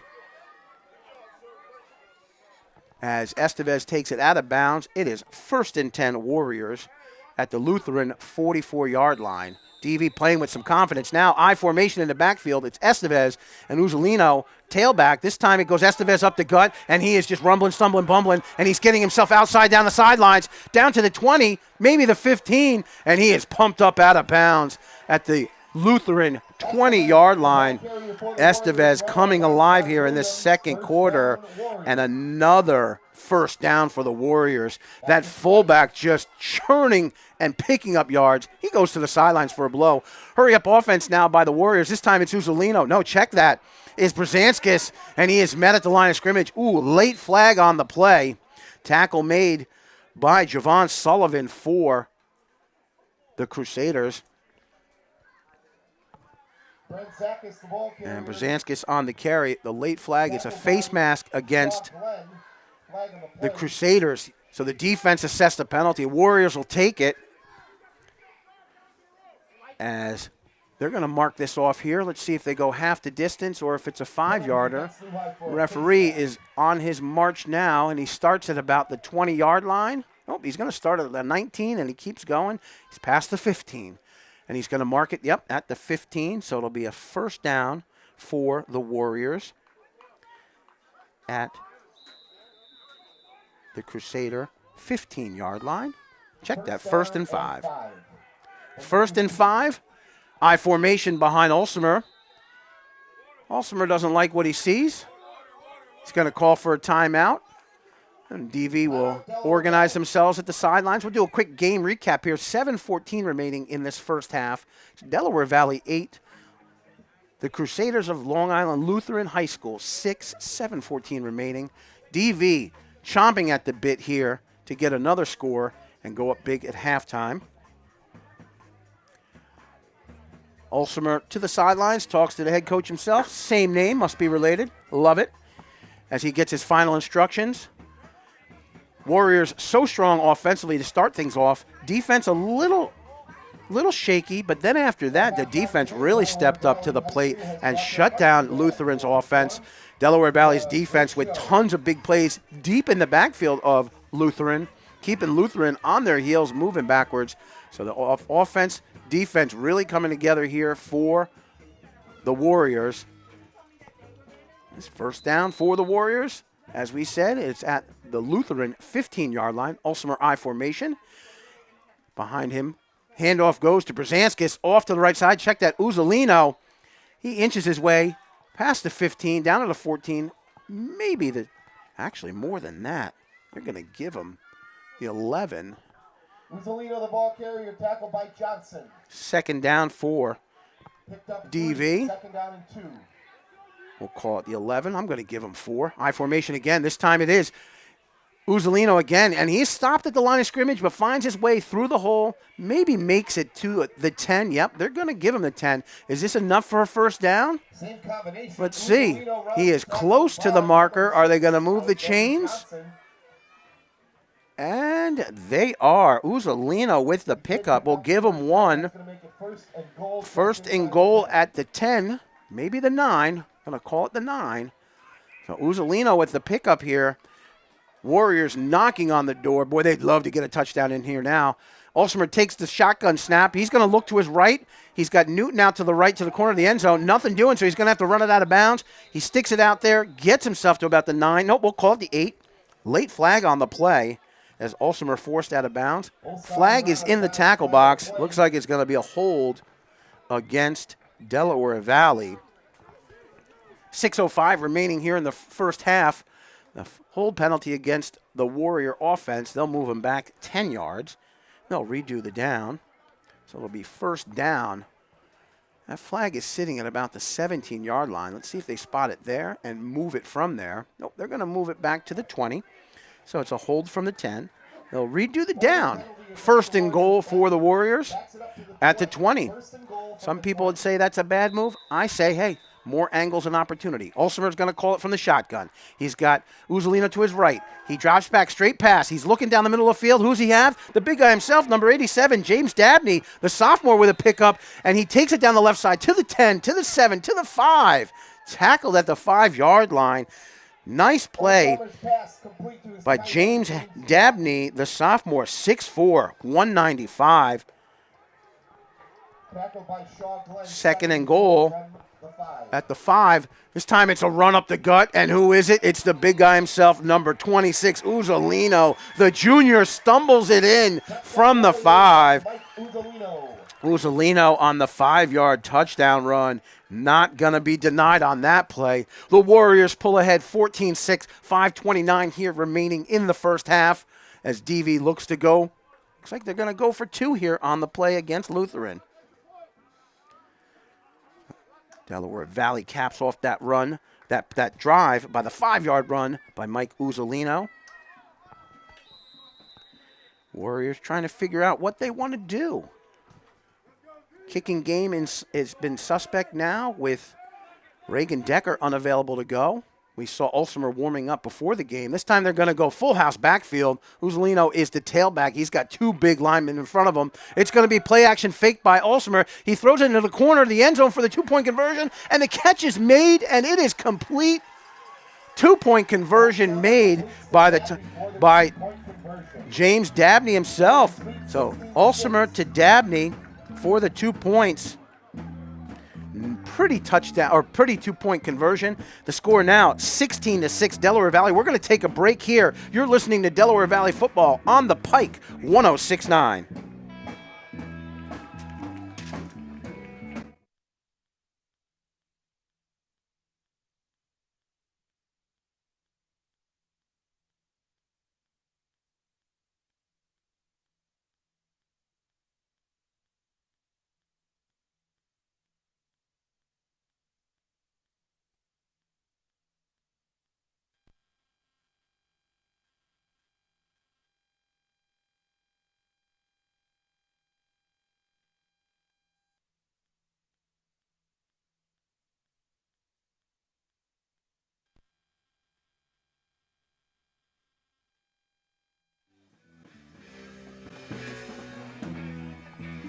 With 5:29 here remaining in the first half, it's Delaware Valley 16, the Crusaders of Long Island Lutheran 6. Delaware Valley football on the Pike 106.9. Logan Ulsimer set to kick off as the Warriors scored on a Uzzolino touchdown. Ulsimer set to kick off, and here's the kick. He kicks it far down the left side of the field. It's going to be returned by Gray for the Crusaders at his own 5. He cuts out to the left, cuts back to the middle. Now he's off to the left. He's at the 10, 20, 30. He's at the 35 to the 40. Run out of bounds at about the 40-yard line. Pretty return by Kareem Gray for Lutheran. They'll get the ball 1st and 10 in their own territory. And they're going to mark that ball. We'll call it the 36. Nice return. 5:18 remaining here. Coming up at halftime. Lots of great activity, so stay with us as we bring you all the action. I'm going to call that. Yeah, I am right. That is the 36. Want to thank Melanie Logan, the athletic director here at Lutheran. Opened up all the doors, welcomed us with open arms. And our PA announcer, Todd Hubner. He and I helped me with some pronunciations, so thanks so much. Of course, he helped me with their pronunciations. I may be butchering a name or two on the DV side, so if I have, I apologize, and we'll pick up where we left off. Speaking of picking up, it's Lutheran ball at their own 36-yard line. This time, it's Peyton Robinson at quarterback. He's in the shotgun, single back to his left, takes the snap. He looks down the middle of the field, quick strike, and the pass is made to Jacob Butler. Butler's been his go-to guy at the receiver position. Butler catches it at about the 45, takes it to about the 48-yard line, and that'll be a 1st down for Lutheran. Pick up a 12 on the play as Butler, the go-to guy for Lutheran in the receiver position. Small, but he's quick and got good hands. Robinson, shotgun formation, trips to his right. He's got Butler on the left side, and he's looking down the right side. He's got a wide-open receiver deep down the sidelines, and that is Kareem Roy, and he throws it out to Roy at the 5. No, incomplete. Roy extends his arms, just unable to haul it in, and Cameron Roy almost with a pretty touchdown catch, incomplete at about the 5. It'll bring up a 2nd down for Lutheran at their own 48-yard line. So Robinson just really airing it out there. Peyton Robinson, the junior, with a cannon of an arm. Just a gifted athlete at the quarterback position. They'll set it up again. This time they break the huddle. Robinson in the shotgun. Single back in the backfield off to his right is Kareem Gray. He's got trips to the right. This time Gray goes in motion to the right. We got quads. He's going to throw a swing pass out to Gray. Gray catches it at about the 45-yard line. He's at the 50, bounces outside to about the 47. Tackled made on the play by Beckham Fernandez for DV. Tackle made at about the DV 47-yard line. We'll give him 1. It's a 3rd down for Lutheran at the DV 47-yard line. Clock continues to tick. 3:55 remaining here in the first half. It's DV 16, Lutheran 6. Lutheran a little unsure of themselves right now. They don't have a deep bench, but boy, they're substituting 2-3 players at a play. Robinson looks to the sideline for the call. He takes it from the coach. He's got twins to the right, twins to the left, single back in the backfield. This time it looks like it's Butler in the backfield. Check that. It's Gray. Robinson takes a snap. He's looking to his right all the way. Swing pass out to the right side. Catch made by Gavin Ferdinand, number 12. Catches it about the DV 40. Spins upfield. And it's going to be a Lutheran first down in Warrior territory. They'll spot the ball at the 41-yard line. 12-yard pickup for the Crusaders. Crusaders playing very calm right now. No sense of urgency. They're trailing the Warriors 16-6. 3 minutes, 16 seconds remaining here in the first half. Robinson takes the play from the sidelines. He's got twin backs in the backfield. He doesn't like the way they're lined up, so they switch sides. Robinson from the shotgun. Takes a snap. He's going to fake the handoff. It's a ride option. Handoff made to number 31, Alonzo Riddick, and he is going nowhere. Makes the 45 to the 42-yard line. Tackle made on the play. Big hit made by Dylan Banyan, number 6 for the Warriors. Assist on the play by, of course, the big guy himself, Pasquale Ventucci. So it's short gain by Lutheran. Second down. They'll call it the 41. They'll give him the line of scrimmage. This time Robinson, audible from the shotgun position. Doesn't like what he sees in the defense. Makes some changes. Calls for the snap on a heavy call. Looking for the offsides. Doesn't get it. He's looking to the right side. He's flushed out of bounds. He's at the 45. Check that, cuts back. He's at the 40, to the 35, to the 30, 25, and he's out of bounds at about the 23-yard line. Peyton Robinson with some nifty moves. The defensive secondary thought pass all the way. Robin said, you think pass? I think run. And he carries the ball to the 24-yard line. First down, Lutheran. Nice run by the junior quarterback. 13 on the pickup.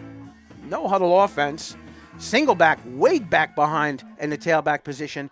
That's Gray. He's going to take the handoff up the gut. He's at the 20, to the 15, cuts it back inside 10. He's at the 7, spins around, and is tackled. Tackle made by Fernandez for Delaware Valley. But not until Gray gets down with a pickup. It's going to be first and goal for the Crusaders. And we are going to take a timeout on the field. Timeout, Delaware Valley. I'm going to take a timeout myself. I got to catch my breath. You're listening to DV Football here on the Pike 106.9.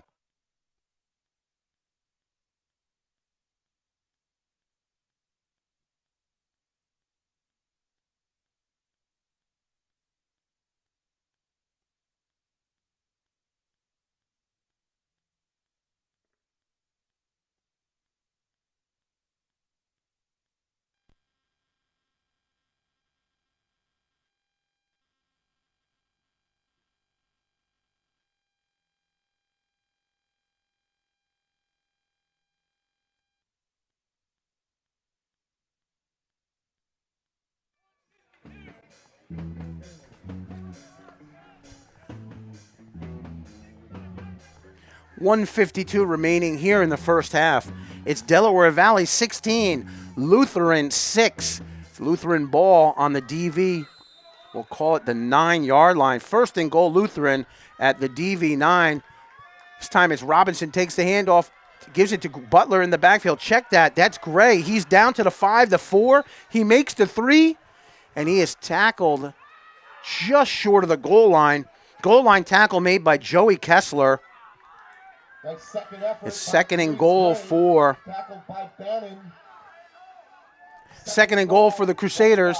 Kessler with the touchdown saving tackle. They're going to call it, actually, they're going to give him the 4. Oh my gosh. I thought he made it down to the 3 or 2, but it's at the 4.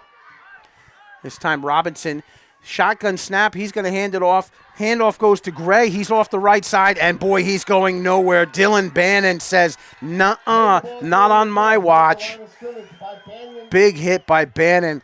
Looks like it could be a loss on the play. They're going to spot it at the 5-yard line. So that's a -1 on the carry. How about this? Now it's third down for the Crusaders at their Delaware Valley 5-yard line. Defense for the Warriors stepping up big in this goal line stand. Again, it's Robinson with Butler, single back in the backfield. Takes the high snap. He's going to keep it himself on a keeper. Oh, boy, defense is all over the place, all over Robinson. Cuts back to the right. He's at the 20, down to the 5 to 10, and he is short of the goal line. I tell you what, Robinson did like 35 yards of running on that play. Robinson, the ball carrier, tackled by Fernandez. And he gets the ball back to the line of scrimmage as we have an official timeout on the field. For the Warriors, going to the sidelines is number 56, Christopher Delabella. Check that. He's checking himself back into the line of scrimmage. Looks like he kind of twisted himself a little bit. A final timeout by the Crusaders. Let's game reset it for you. It should be 4th down for the Crusaders. Right now, 30 seconds, 30.8 seconds remaining here in the first half. It's Delaware Valley 16. The Crusaders of Long Island 16-6 your Warriors. Ball is being spotted at the, I got to see from my vantage point here. I say see on the radio. But what I'm telling you is this. That ball is at the 5, maybe the 4. I'm going to call it the 5. It might be on the 5-yard line, but more importantly for the Delaware Valley defense, it is 4th down for Long Island. Fourth and goal for the Crusaders at the Warrior 5-yard line. So Robinson, with all that dance and flash, man, he ran 30 yards to get 0 on the last play. 4th down for the Crusaders at the Warrior 5. Robinson takes a snap, fade pass to the corner of the end zone. It's up and it is caught. Catch made by Jacob Butler for the 5-yard touchdown play. Butler on the fade to the corner of the end zone. And just like that, the Crusaders answer back. 16-12 Delaware Valley. Crusaders look maybe to go for 2 on this play. Pretty touchdown pass by Robinson. Not much the defense can do. That's one of those perfect touchdown passes. It's either caught or it's just dropped out of bounds. And that time it was caught. And the Crusaders look like they're going to go for 2. Robinson in the shotgun. He's got 2 backs in the backfield, split off both his sides. Robinson's going to take the pass. He throws it to the corner of the end zone. Push off made by number 4, Cameron Roy, and he makes the catch for the conversion. Spins the ball in the end zone. High fives all around for the Crusaders as the 2-point conversion is good. And with that, it's a 2-point game as DV's lead is now cut to 2, 16-14 Delaware Valley. We'll be back with the last bit of this first half in just a moment. You're listening to Delaware Valley Football on The Pike 106.9.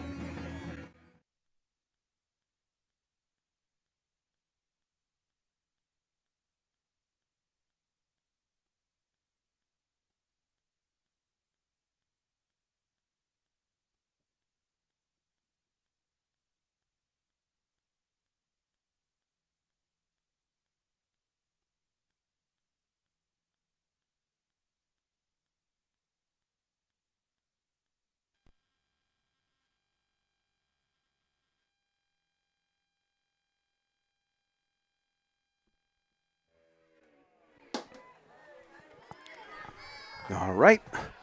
25.5 seconds remaining here in the first half. It's Delaware Valley 16, Lutheran 14. Oh, what a football game. Beautiful afternoon. Great football game. Both teams battling back. Talk about Delaware Valley's defense looking so strong until that last drive. Lutheran, man, they had just unbelievable drive. And we also will have the Delaware Valley Marching Band perform. I got 12 plays. That's 64 yards, capped off by the 2-yard touchdown pass from Robinson to Butler. And for the Crusaders, it is Robinson set to kick off. And he kicks it. It's a low kick to the right side. It's going to be returned by Newton. He's going to cut back to the right side himself. Oh, boy, what an open field tackle made at about the 20-yard line. Newton thought he had some open space, but the Crusaders said, not so, my friend. Newton taken down at about his own 20-yard line. So Newton with a small carry on the kick return. 2-yard return. First and 10 DV, 21 seconds remaining here in the first half. Coming up at halftime, my broadcast partner Kevin Halpany will be joining me. We'll have some interviews and some guests, so stick with us here as we bring you all this action from Long Island. And it looks like Delaware Valley going to set up. Olsemer going to take the snap, and he's going to kneel. So he's going to take the knee, and we're going to go into halftime. That clock is ticking away. It's down to 14 and 13. And it's down to 10. And there's a stop. The whistle blows, but the whistle is just to announce that it is going to be halftime. Halftime here at Long Island Lutheran High School with your Delaware Valley Warriors 16, the Crusaders 14. Coming up at halftime, my broadcast partner Kevin Halpany joins me with interviews and more. You're listening to Delaware Valley Warrior Football on the Pike 106.9.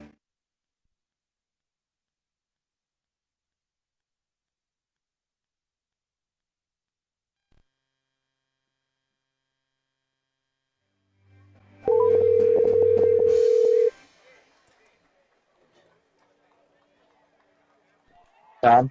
Kevin, can you hear me? Yep. Can you hear me? Yeah. Okay. Great job. I'm Phenomenal. shell-shocked. All right. So I asked Jack to play 5 30-second spots to give us the most amount of time possible. You want to do the interviews right away? Yeah, I can play them, right? You just sent them to me? Yes. I sent them to you via text, so you had them handy. Do you want me to introduce them? Or do you want to do it? I don't know. Let me see which one do I want to do first, the 2-minute one or the Ava? Yeah, the 2-minute Ava Sustak, and then you can go. You can play the next one immediately after. Hold on, let me see if I can play it.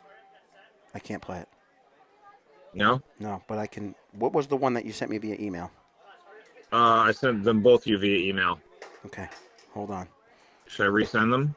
Oh, let me see what I I'm got. Etain Starr, the Delaware hold on, Community hold on. News This is not Editor, good. and Oh, I'm no, here no, with no. Olivia No, Van no, don't do Tassel, this, the don't do this. School Hold News on. Editor. Today we will be interviewing. Okay. I guess I can do that. No, I'm not going to do it this way. I'm not going to do it via text. Okay. Okay. So you sent them to me. Oh, come on, Tom. Think. You sent it to me via email. Okay. Email. I'm a little nervous right now. Okay. Live reads, halftime. Okay, here it is. The halftime you sent me is the Stack interview, it's called. I'm Etain Starr, Ava the Delaware Sustak, Community News. How long is that? 2 minutes. Okay, that one I have it ready to go. All right. What about the other one I sent this morning at 9 o'clock? Okay. Let me see. Nap. Let me see if I can find it. Oh, all right, Tom, concentrate. Take a deep breath. You sent one at 9 o'clock this morning. I don't see it. Oh, you sent me one October 3rd. Are you ready? Can you do another commercial? We can do the Stack interview. We can do that right now. Okay. I'm ready. Tell me what to do. All right.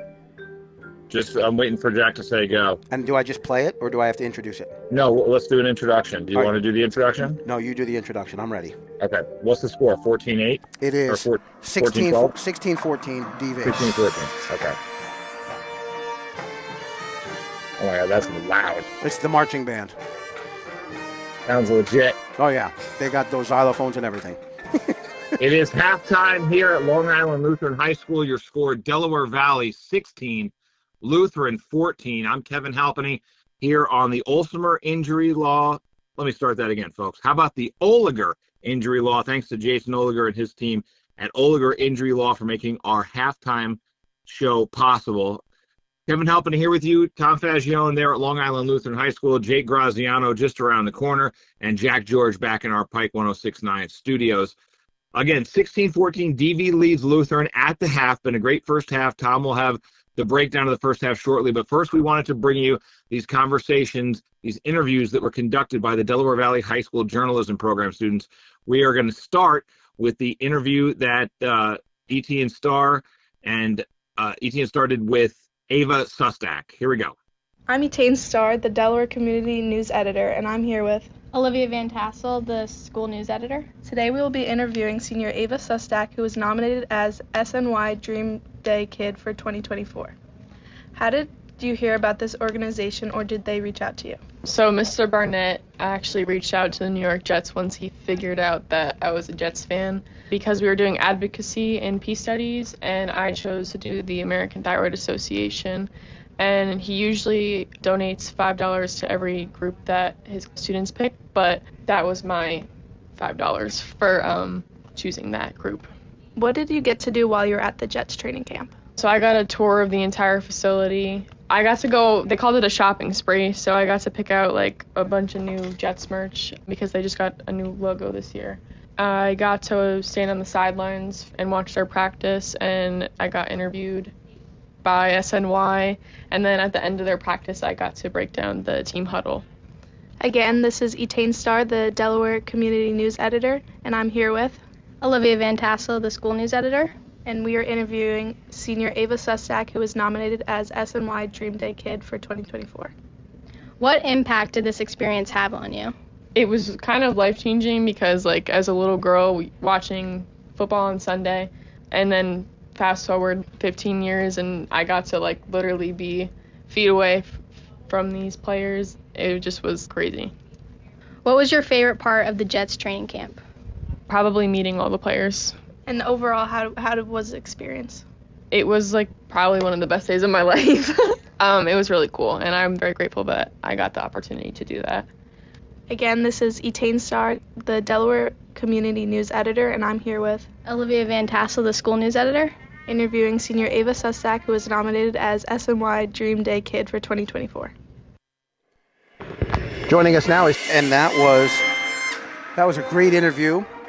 Hats off to our students at Delaware Valley. Speaking of students at Delaware Valley, the Delaware Valley Marching Band is on the field here at Long Island Lutheran High School performing for the fans. That's right, our Delaware Valley Marching Band on the field with a great performance here at halftime. Speaking of halftime, that's right, it is halftime. It's Delaware Valley 16-14 over Lutheran as we're in the middle of halftime here, being entertained by the marching band from Delaware Valley. What we're going to do right now is we're going to throw it back to the studio for a couple of more commercial breaks. We have so many sponsors to thank for making these broadcasts possible. So I'm going to send it back to the studio with the score here in Long Island. It is your Warriors 16, the Crusaders 14. You're listening to DV Football on the Pike 106.9. I'm Etain Starr, the Delaware Community News Editor, and I'm here with Etain Starr, the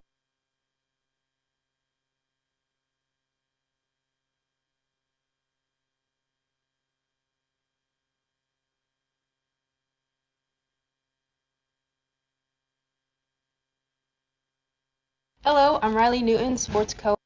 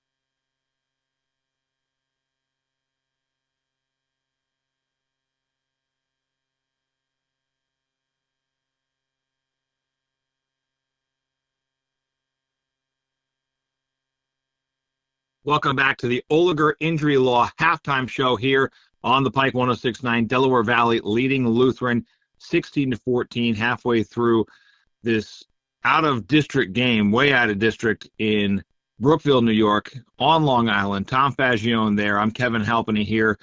Jack George in our Pike 106.9 studios. We have another conversation to bring you. It is Riley Newton and Annabelle Doro interviewing Delaware Valley High School sophomore Clinton Knapp. Let's bring that to you now. editor for the Delaware. Today I'm joined with Annabelle Doro, the entertainment co-editor. And today we are going to be interviewing a sophomore here at Delaware Valley, Clinton Knapp. So tell me a little bit about yourself. I do a lot of outside activities. I volunteer firefighter as it is right now. Any sports? I was on the football team until I got into my condition. Do plan on going back and playing again. Do you mind sharing a bit about your condition? July of 2023, I was diagnosed with dilated cardiomyopathy. It was a form of an enlarged heart. I had fluids building around my heart. So it was to the point where I couldn't do many activities for longer than 5 minutes without feeling out of breath and tired and wanting to sleep. I ended up in the hospital. They put me on a bunch of fluids. The doctor said there was more of a chance of us getting struck by lightning than it not being a gene that runs through my family. It was very dominant and took over my body really quick. I was lucky enough to receive a heart in a few days. It was a very scary thing to go through. You ended up going into the Make-A-Wish Foundation. How did that come about? I didn't know about it until I got out. It was while I was in transplant, my uncle, he was just applying for it because they didn't know if I was going to come out or when I was going to even make it out. So he just started applying. I ended up getting granted a wish, and my wish, they don't have a date yet for it, but it's coming soon, they said. How did you feel when you found out about that? It was very surprising. I never thought I'd be a Make-A-Wish kid. Not many people do I know myself, besides one other person, that are a Make-A-Wish kid. How's your life changed from the surgery? It's changed in a lot of many ways. Like, I couldn't lift over, I think it was about 5 pounds, so couldn't even lift up a box of pasta. And it was just a very rough journey, being in the doctors twice a week, going down to New York City. It was a lot of traveling. So what are you most looking forward to for the game? Meeting a lot of the players, because I have the opportunity to be out on the field before the game, pre-game, on the field with them. Who's your favorite player? It had to be either Isaiah Pacheco or Xavier Worthy. Let's move on to your nonprofit. How did the idea come about? So it came about when my dad was just messing around on his computer, thinking about things, and he started putting up a Google slide presentation. And it was about my heart condition, what it's about, and how many people it affects a year. He decided to turn it into a not-for-profit, and now we do yearly events, and then we help other families that are in the hospital like me that couldn't afford to live there, and their parents or family are struggling. That was Riley Newton, sports co-editor for the Delaware. Thank you to all four of the Delaware Valley High School journalism students who helped conduct those interviews. You just heard Riley Newton and Annabelle Doro interviewing Clinton Knapp. And before that, you heard Olivia Van Tassel and Etane Starr interviewing Ava Susak here on the Oliger Injury Law Halftime Show. I'm Kevin Halpenny. Tom Fagione is with Jay Graziano in the press box at Lutheran High School. We'll be sending it to them shortly, but first, let's take a look at our out-of-town scoreboard. There are 2 other District 2 games going on right now, and according to the NPF network, where we have the live scoreboard going on, Susquehanna leads Old Forge 22-7, and Riverside all over Holy Cross in the second quarter, 28-0. Both of those games are in the second quarter. Coming up tonight, Lackawanna Trail at 5-1 will host 4-2 Carbondale area. That is scheduled for a 7 o'clock kickoff tonight. Last night, Valley View by a touchdown over North Pocono, 21-14. It was Scranton Prep 27-21 over Abington Heights, handing the Comets their second straight loss. Dallas went to Wyoming Valley West and won big, 35-6. Scranton a win on the road, 31-7 at Wallenpaupack. Crestwood held it down at home, 28-2 over Hazelton. Western Wayne, a big victory for them at West Scranton, 42-16 last night. Wyoming area all over Hanover, 55-7. A close one at Mid-Valley where the visiting Dunmore Bucks defeat Mid-Valley 21-20, and a 1-point win for the Honesdale Hornets at Lakeland last night, 41-40. Some shutouts on the scoreboard Friday night. Lake Lehman 42-0 over Tunkhannock. Montrose 13-0 over Holy Redeemer. And Berwick 41-0 over Nanticoke. Wilkes-Barre took care of visiting Pittston area 21-10. That is your District 2 scoreboard, courtesy of the NPF Network. Sorry, Chris and crew, I kind of butchered that, but the NPF Network is online at nepafootball.com. Your live scoreboard, your recaps of all the games in District 2, schedules, rosters, rankings, standings, everything you could want to know about District 2 football is at nepafootball.com. We are a proud affiliate of the NPF Network. I've been working with Chris Kaharski and his crew for a long time, and always lots of great information on that website. Let's expand our scope of out-of-town scoreboard real quickly. We have college football scores to bring you. Penn State leading UCLA 17-3 in the third quarter as the Nittany Lions try to stay undefeated. An upset brewing in College Station, and it's not necessarily brewing, it's a blowout right now. It's Texas A&M 34 and the 9th-ranked undefeated Missouri Tigers, nothing. SMU is at Louisville. They lead 24-20. Some other high-profile games on the schedule. 3:30 is when Ohio State and Iowa kick off. Georgia hosting Auburn. That's also at 3:30. 23rd ranked and undefeated Indiana travels to Northwestern for a 3:30 kickoff. Top-ranked Alabama is at Vanderbilt at 4:15. Clemson visits Florida State at 7 o'clock. 21st ranked Boise State hosts Utah State at 7. 7:30 is when undefeated and 4th ranked Tennessee visits Arkansas. Michigan back at number 10 at 4-1 at Washington tonight at 7:30. And number 8 Miami pays a visit to Cal at 10:30 tonight. The undefeated Hurricanes are ranked 8th in the country right now. Army football, they are on the road and playing the Tulsa Golden Hurricanes. It is all Army, 35-7. The Black Knights are on the verge of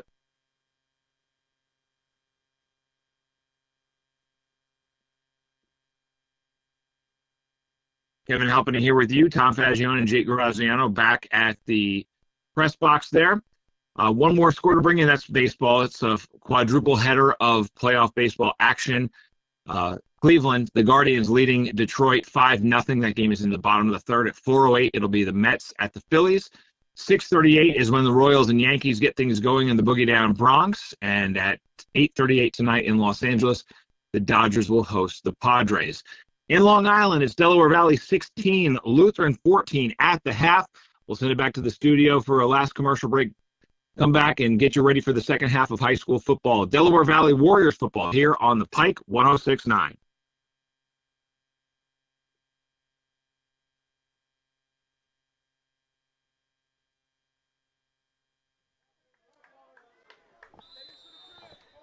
All right, we're going to get set for things to happen here. It is second half action as Delaware Valley gets set to kick off. Ulster kicks the ball down the left side of the field. Pickup made by number 2. That's Butler for Lutheran. He takes it up the right side, and it's tackled. Wow, tackled hard out of bounds. Late flag on the play. Butler tackled at about the 36, maybe 37-yard line. So a big run by Butler. And he is tackled out of bounds. There's going to be a penalty assessed afterwards as Butler was tackled out of bounds.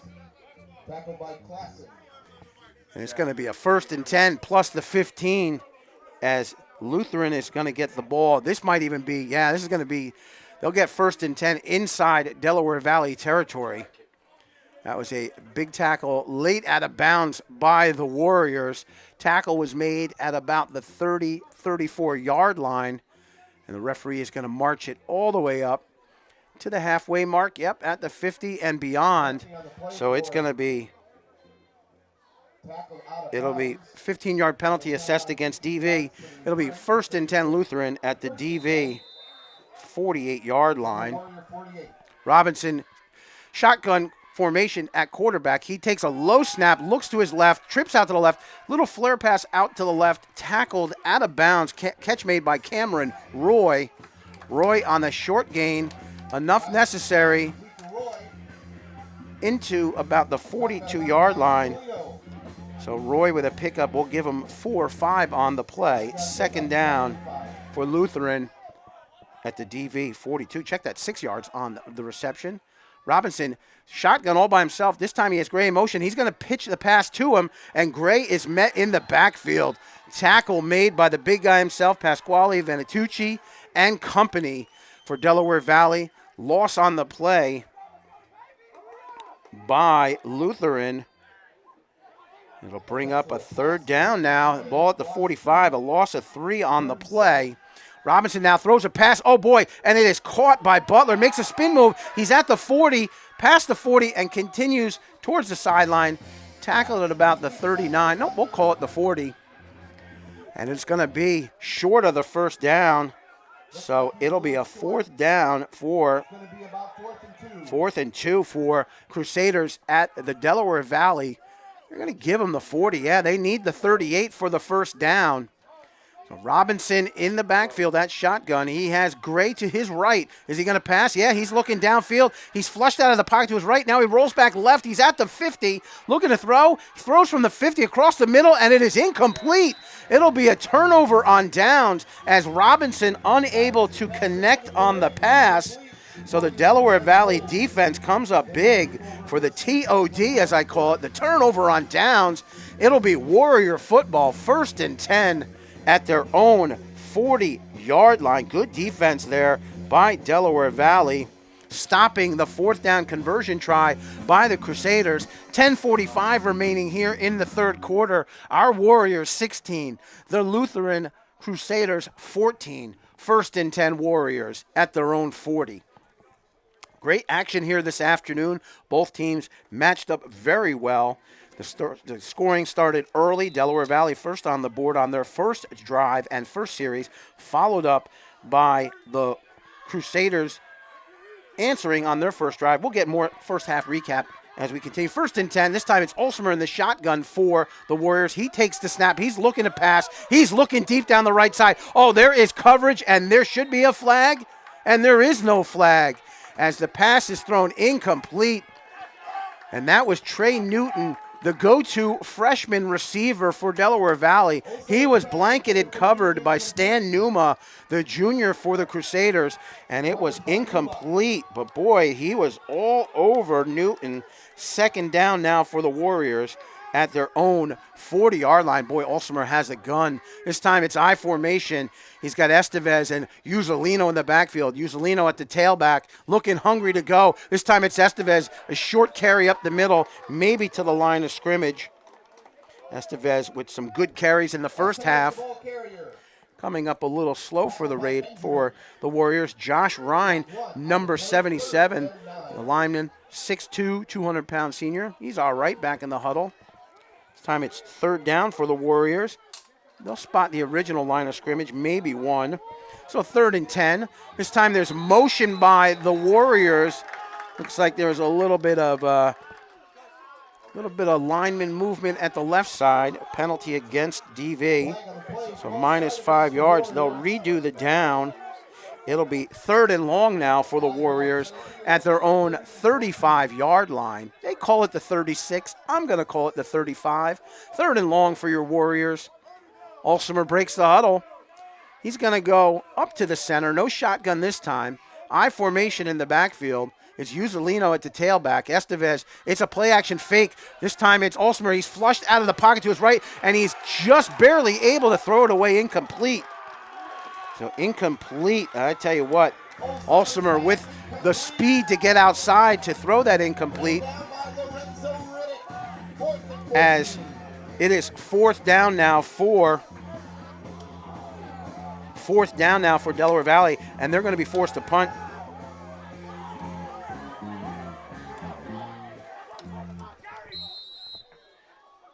And getting things set up here. Hey, we're going to have some good news. Joining us in the box, I believe it's the man himself, Jake Graziano. All right, happy to be here.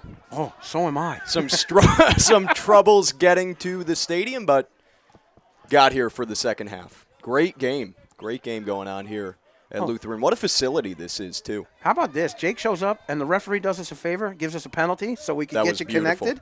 That was beautiful. So, Jake, I'm going to take a break. I might go get some hot dogs. Listen, before the game, I was walking up here. You mentioned the facility. Gorgeous facility. It really is. It really is. I'm walking into the arena, and I got a chance to talk to Kenny Ware. Kenny Ware, you ask. Who's Kenny Ware? Yeah, he's the guy running the barbecue grill. Oh, very nice. And you know what? You always talk to the guy running the grill, and this is no barbecue grill. This thing was a pit. Like a smoker. Oh, man, it was crazy. And I said, man, I'm from the radio. He goes, oh, you're going to tell everyone about me? I'm like, I don't know. Do you deliver to Pike County? He's like, sure. That's awesome. No, it's a great facility here, a great football game. Jake, I'm going to throw it over to you, big guy. Carry us home, brother. Tom, what a job you've done under tough circumstances. But we got 9:15 to go, DV up 2, and they got a first down after a penalty. And now Uzzolino is going to gain another first down for DV into Lutheran territory and up to the 39. A gain of 11 or 12 for Mike. And the Warriors have themselves another first down. They're going to go no huddle now with Logan in the shotgun. Olsmer in the gun. Uzzolino standing to his left. It's Newton to the far side right of the formation. And Logan takes the snap, fakes the give to Uzzolino, and completes to McGarvey on a slant. And McGarvey breaks tackles and finally goes down around the 20-yard line. Another first down for the Warriors. Their offense is humming. First reception for McGarvey in the second half. Uzzolino, man, he's a good quarterback. Right back up to the line. It's a handoff to Mike, and Mike is trying to find some space. Nowhere really to go into the teeth of that Crusaders defense. Tell you what, Crusaders tall, very very athletic. I mean, this team could easily be a basketball team that would be undefeated. And this is a powerhouse basketball school, from what I've been told. Perennial contenders for the state. Well, I knew when I got here, I walked into the school. The first guy I passed was like 8 feet tall. Very nice young man. I'm like, oh yeah, they know basketball here. Yes. DV in the eye, second down and about 7. It's another handoff to Uzzolino, who runs off tackle, cuts it back inside. And Mike gets brought down around the 10-yard line. I think a little bit short of a first down, maybe about a yard. You know what I like about him? He's so patient with the ball. You know, sometimes you want to shoot through the hole, but other times you want to be able to read that block. And he did. He read that block, and then he cut back to his right just a little bit, and that gave him an extra yard or 2 on the carry. 7:25 to go here in the third. DV on a third and short, hands it off Uzzolino. Mike trying to fight his way for a first down.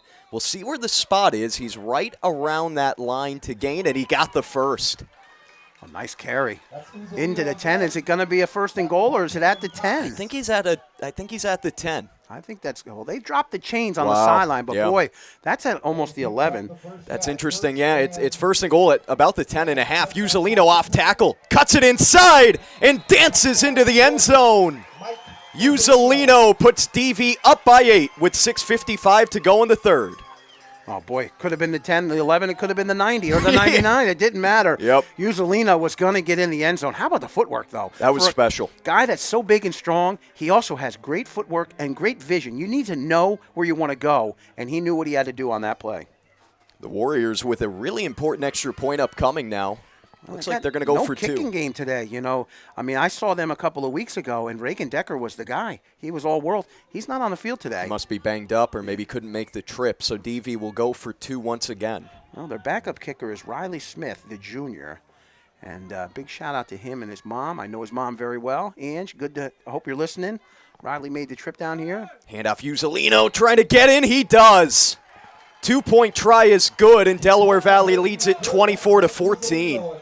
Tell you what, who needs to go for 1 when you can go for 2 with Uzzolino? Mike is down on the ground right now. We'll have the officials take a timeout, and the training staff will go out and tend to him. Took a shot to his side, it appears. Looks like they're looking at his left side. I mean, that guy's all iron. He was such a workhorse last week. Pivotal in that win over Abington Heights.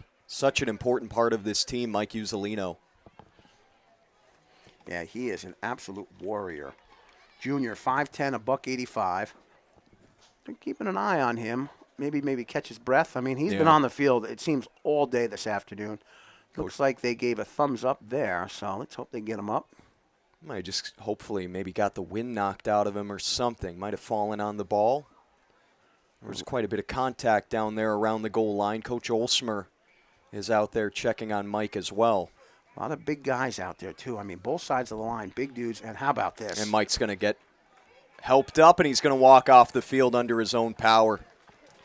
Yeah, it's going to take a lot more than that to get a young man like that off the field. He is just a total warrior.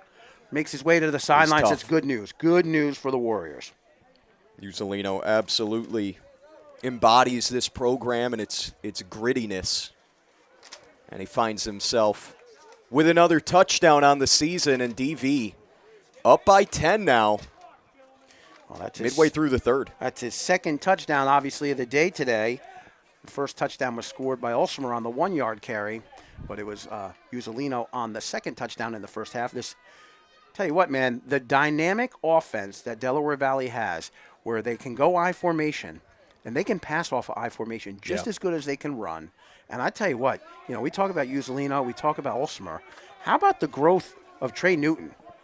He's been huge for this team. He really has. I mean, the freshman, he is the premier guy that they want to get the ball in their hands every time they want to throw the ball. Yep.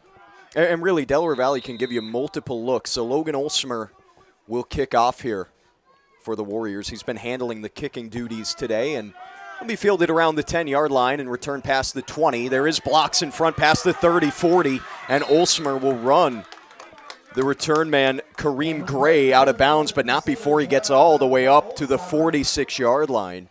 Gray has been the go-to guy.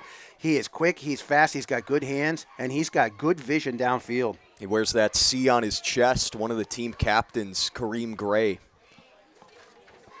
And we'll see this potent Lutheran offense back out on the field. We've seen some spread looks from them.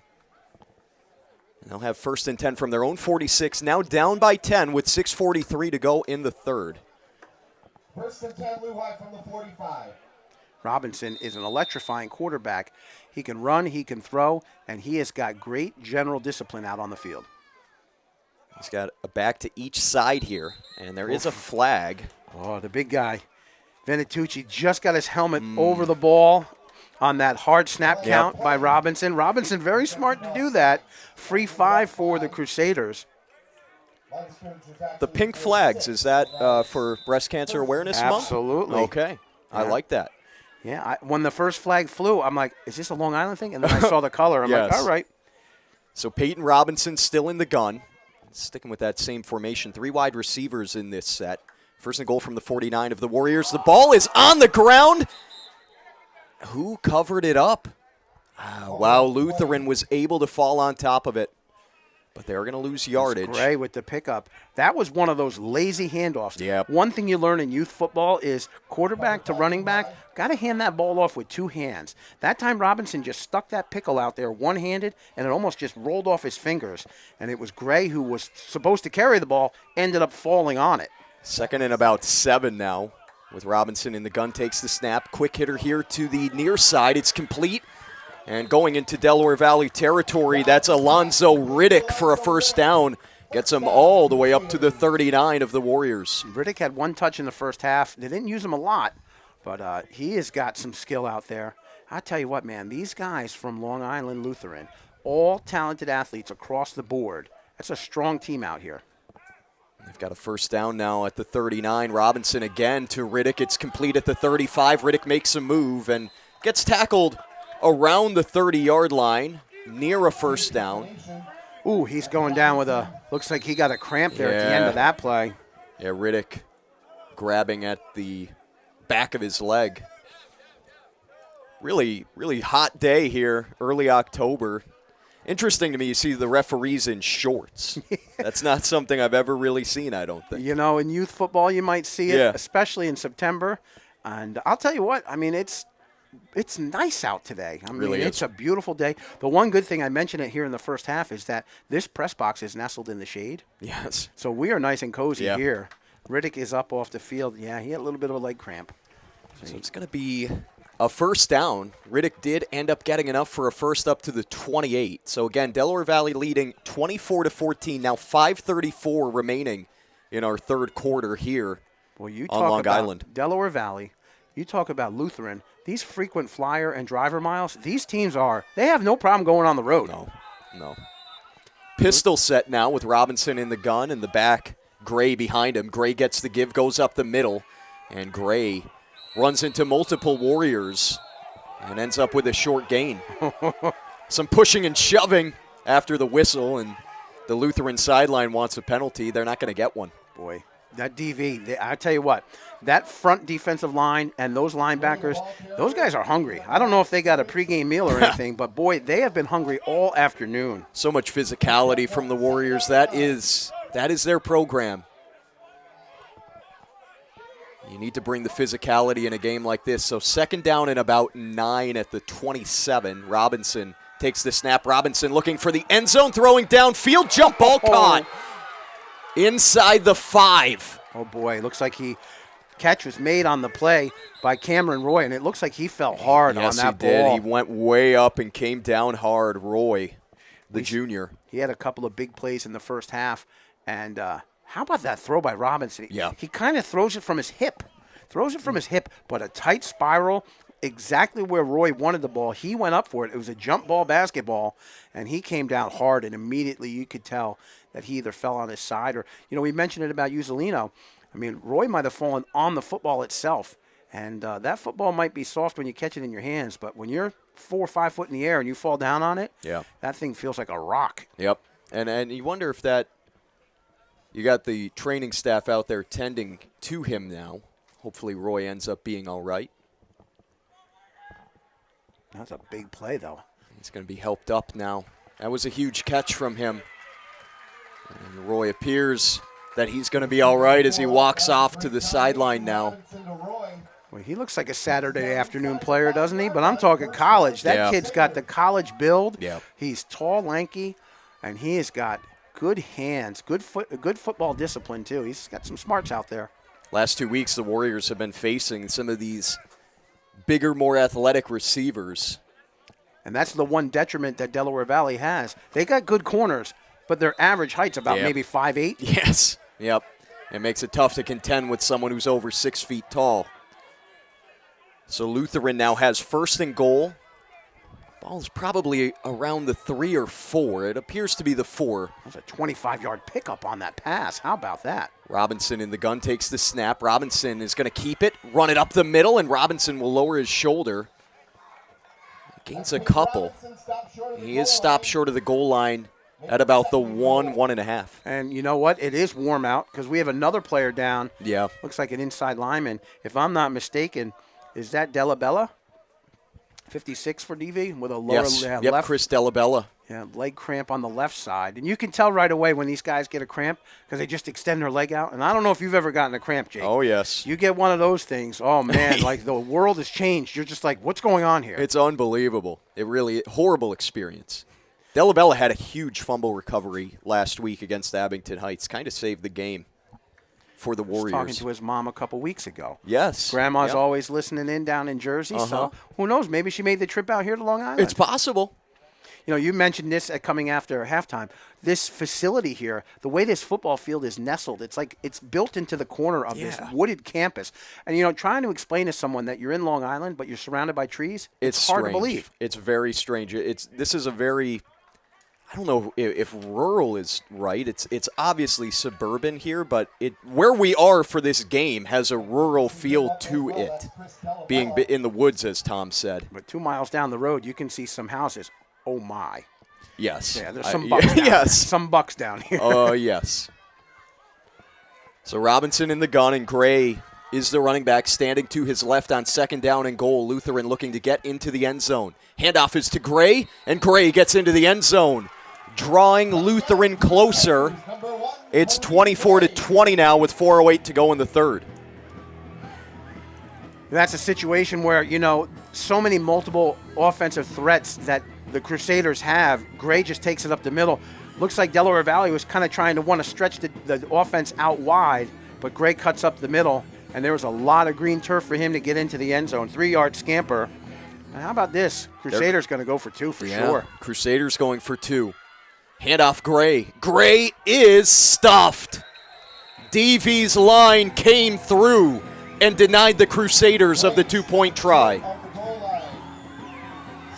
So DV holds on to their lead, 24-20. There's a bit of a scuffle on the field being broken up by the coaches.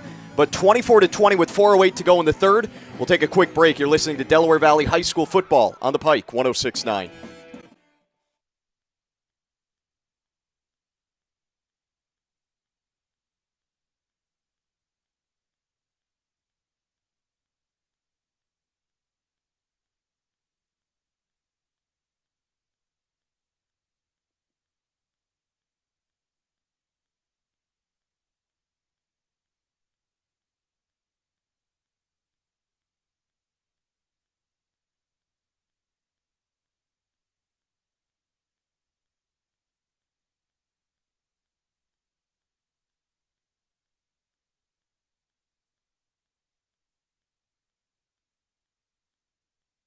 At Lutheran, this game is really heating up. 24-20. That is our score. Delaware Valley leading with 4:08 remaining in the third quarter. Each team has scored on its opening offensive possession of the second half. The Warriors will be getting the football back now after that Kareem Gray touchdown. See what the Warriors go with. Well, the good news is Uzzolino is back deep for the Warriors. It's a great sign after Mike got banged up a little bit on his touchdown run, or the two-point run it was where Mike got banged up. High kickoff. It'll be fielded by Uzzolino around the 15. Returns it past the 20, 30. Blockers in front, and Uzzolino darts his way across the 40. DV will have really nice starting field position at about the 42. Boy, what patience and field vision for Uzzolino. Takes that ball at about the 15, and he looks. To me, it looked like he almost stopped. Took a breath. He says, "Okay, let me see where the lanes develop," and then he followed his blocks, got himself up past the the 42. We'll give him the 42. Yep. That's a nice run. And again, it's nice to see him back on the field after being winded on that two-point conversion. But it'll be first down DV at their own 42-yard line. Tell you what, man, DV's got to get something going here offensively. Yeah. They can't 3 and out, or they can't stall this drive. They got to keep putting points on the board, and more importantly, work the clock. This has turned into an absolute shootout here today. Handoff Mike. Mike runs off tackle right, cuts it back inside, has a first down and more. Pushed out of bounds at the 44 of the Crusaders. Nice gain. There is a flag, and it's coming back on a hold. Well, that was too good to be true. It was a beautiful play. Uzzolino followed his blocks. Nice run off the right side. Apparently there was a little jersey tug on that. Yep. Now it happened way downfield, so the Warriors. This could be bad. It appears that. Well, the line of scrimmage is at the 42, so they're going to spot it there. Yeah, so it happened. The Warriors are actually going to gain a yard on this penalty, so it'll be. Now they're moving it back. Okay. So it'll be at the 32. They should put the ball at the 32. Yeah, you're right. Okay. It looks. Yeah, so it's a 10-yard penalty. Yep. So it did happen the at the line. sad thing is it was a 15-yard run. I know. Almost 20-yard run. Negated on the hold. Yep. So they'll redo the down. So the Warriors now first and 20 with 3:45 to go in the third, leading 24-20 over Lehigh.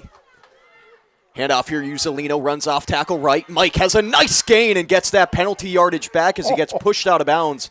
A yard short of the initial line of scrimmage. It'll be 2nd and 11. Boy, and Kareem Gray from the corner spot tried to step up and knock Uzzolino down, and he went low, which you have to do. But Uzzolino's right leg just knocked Gray out of bounds. He says, "Yeah, I'm not even going to worry about a corner trying to tackle me." Going to have Luke Brzezinskis check in at the tailback spot as Uzzolino gets a breather. 2nd and 11 at the 41. I formation still. Justin Estevez is the fullback. Play action fake. Logan has time, throwing deep. There's nobody home. Intended target was Trey Newton. You mentioned Estevez at fullback. This guy in the first half, he had some strong carries. He was bulldozing people. He was every bit what you want out of a fullback. He's been really coming on this season, and we've talked about it, filling huge shoes with the loss of Justin Kalitsnik. Estevez is in that spot, fullback, inside linebacker. He has assumed that Kalitsnik role, and he's doing a really nice job this season. The kid's 5'11", 215. He is a brick wall. Yes, he is. So it's 3rd and 11, and it's still Brzezinskis in at tailback. 2 receivers to the far side right, McGarvey and Newton. Play action fake. Logan has some time. Now he's going to step up, throw downfield for Newton. What a catch by Trey Newton. Has the first down by a yard up to the 48 of the Crusaders. How about that? Disciplined by Ulsimer. Rolls out to his right. Heavy pressure on the back. And he just threads the needle. Newton, freshman, you said, right? Was he 14 years old? He doesn't play like it. 5'11", 147, plays much bigger than that as well. Looks like we're going to have a timeout on the field here. We do have an official whistle right now with 2:35 remaining in the third. 24-20, Delaware Valley leads after picking up that crucial 3rd down and long. An 11-yard reception by Newton. We have a timeout. Is it the quarter? No, it's not. No, we still got 2:30 left in the third. You know what it is? They got the chains all jacked up. Oh, wow. Yeah, they got to straighten that out over there. Wait, now hold on a second. They're flipping the chains here, my friend. They are flipping the chains. We may have a situation in which the official clock is on the field and the game clock here on the scoreboard is not right. Really? Because look at this. They have the ball Wow. on the Crusaders' 48-yard line. It's first down, Delaware Valley. The teams are switching sides, and how about that? I've seen a few things. I've never seen anything like this. It said 2:35 on the clock, and apparently that was completely wrong because now it appears that we are entering the fourth quarter. What a strange... What's interesting is both coaching staffs are cool with this. Yeah, they're not surprised. And it happens over the course of time. If there's a clock discrepancy, they usually try to turn the clock off as to not confuse us broadcasters. Yes. So there may be an issue with the clock that wasn't working right, and you know that the line judge, and he's standing right here on the home sidelines. We can look at him. Yep. He has a wristwatch so big on his wrist, it looks like he's going to jump out of a helicopter, parachuting in. He's got one of those big odometers on his wrist. So the official game clock is on his wrist. Wow. Just didn't correspond with the game clock up here. Maybe I'll keep the clock on my phone. Why not? And look at this. Olsemer, the quarterback, says, hey, what's going on here? Very strange. Yeah. Very, very odd. It's going to be the first play of the fourth quarter. How about that? Yeah, we've got 12 minutes remaining. We will try our best to keep track of time here. So DV up by 4 as we start the fourth quarter. They take the snap, hand it off. Uzzolino, he runs into a wall. Nowhere to go for Mike. Ends up with a gain of 1, setting up second down and 9. Huge possession here as we have entered the final quarter of play. 24-20, Delaware Valley leads it. Second and a long 9 upcoming. There is a flag before the snap. I wonder who wasn't set maybe on that play. It's an offside call Ooh, on how the about Crusaders. Wow. That's a big penalty. Absolute. Free 5 yards for Delaware Valley. They'll take it. Clock will wind now. So I will restart my clock. Second and about 5 now. Handoff Uzzolino up the middle, nowhere to go. Mike barely got back to the line, if he even was able to do that. Third and medium. A defense for the Crusaders. Alexander Johnson jumping in from, I thought he was a safety, but he was playing a little bit of a backer on that position, on that play. And he got Mike. No gain on the play. Now it's a third down. How about this? Third down and 5. Delaware Valley leads this game 24-20 with about 11 minutes to go. Dabney is in motion. That's Drew. He's the lone receiver standing to the right of this formation now. McGarvey and Newton are to the far side left for this 3rd and 5. Olsemer in the gun. Takes the snap. Logan looking outside. Throwing complete. It's Dabney. He's got a first down and more. And he tumbles his way out of bounds at about the 25. The big tight end there. Coming through for DV, James Dabney. That's the prototypical play. The play action pass, quarterback in the pocket. You want your tight end to do a little square out, spin around. Dabney makes a beautiful catch. Yep. You know, Dabney, man, that kid's only a sophomore. He's got good hands. First down, Delaware Valley up at the 25 now. Handoff, Justin Estevez. He will move ahead to gain about 1.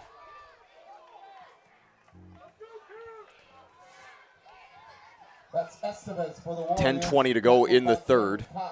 With the Warriors leading by 4 and driving into Crusaders territory. And remember, no Reagan Decker here today. So likely won't be attempting any field goals. Go for 2, go for 2, go for touchdowns. Yep, that's the game plan How about today. this backfield? Power eye set, handoff Uzzolino, and he is stuffed. Well, nice play made there. A lot of red jerseys. Tackle made on the play by the heart of the defense. It looked like it was, oh gosh, can't get the name right now, right. But nonetheless, that defense, 53 came up big. It was Kareem Vessup for the Crusaders. He's playing a bit of a nose tackle, little bit defensive guard position. He flip-flops left and right, and a nice tackle made on the play. 3rd and 10 now. 3rd and 10. And we have a whistle and a timeout called by head coach Keith Olsemer. We'll take a timeout as well. DV leading by 4 in the 4th. You're listening to Delaware Valley High School football on the Pike, 106.9.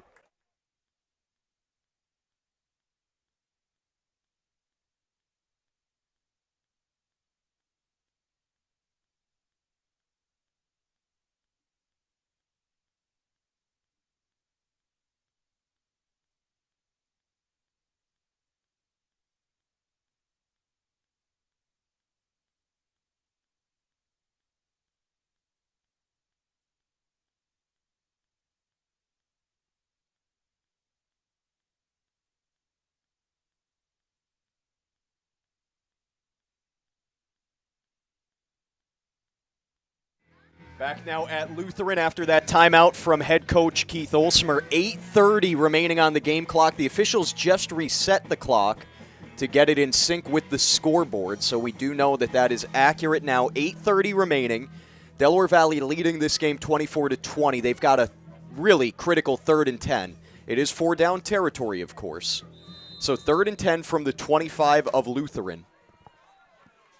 Another whistle on the play. That's just to tell us, hey, get your head up. It's time to go. Yes. Logan Olsmer is under center. Uzzolino is the tailback. Play action fake. Logan has time. Steps up. He's going to take off now. Logan has space, has a first and more. And now he's going to tumble down inside the 5. What a run from Olsmer for a first down. Tell you what, he wanted to throw that ball straight away to his right side. And there was great coverage downfield. He looked to his left. He saw the first down marker. He saw more. He's like, hey, this is what I'm going to do. Keep on going. Absolutely. A good, smart run inside the 10. No, inside the 5. First and goal for the Warriors. Oh, what a run by Olsmer. First and goal at about the 4. DV looking to extend their 4-point lead. 8 minutes to go. Come on. You know where we're going with this. You got to give the ball to 26. Yes. Would not expect anything else. They've got their power backfield in, both fullbacks as well as Uzzolino, the tailback.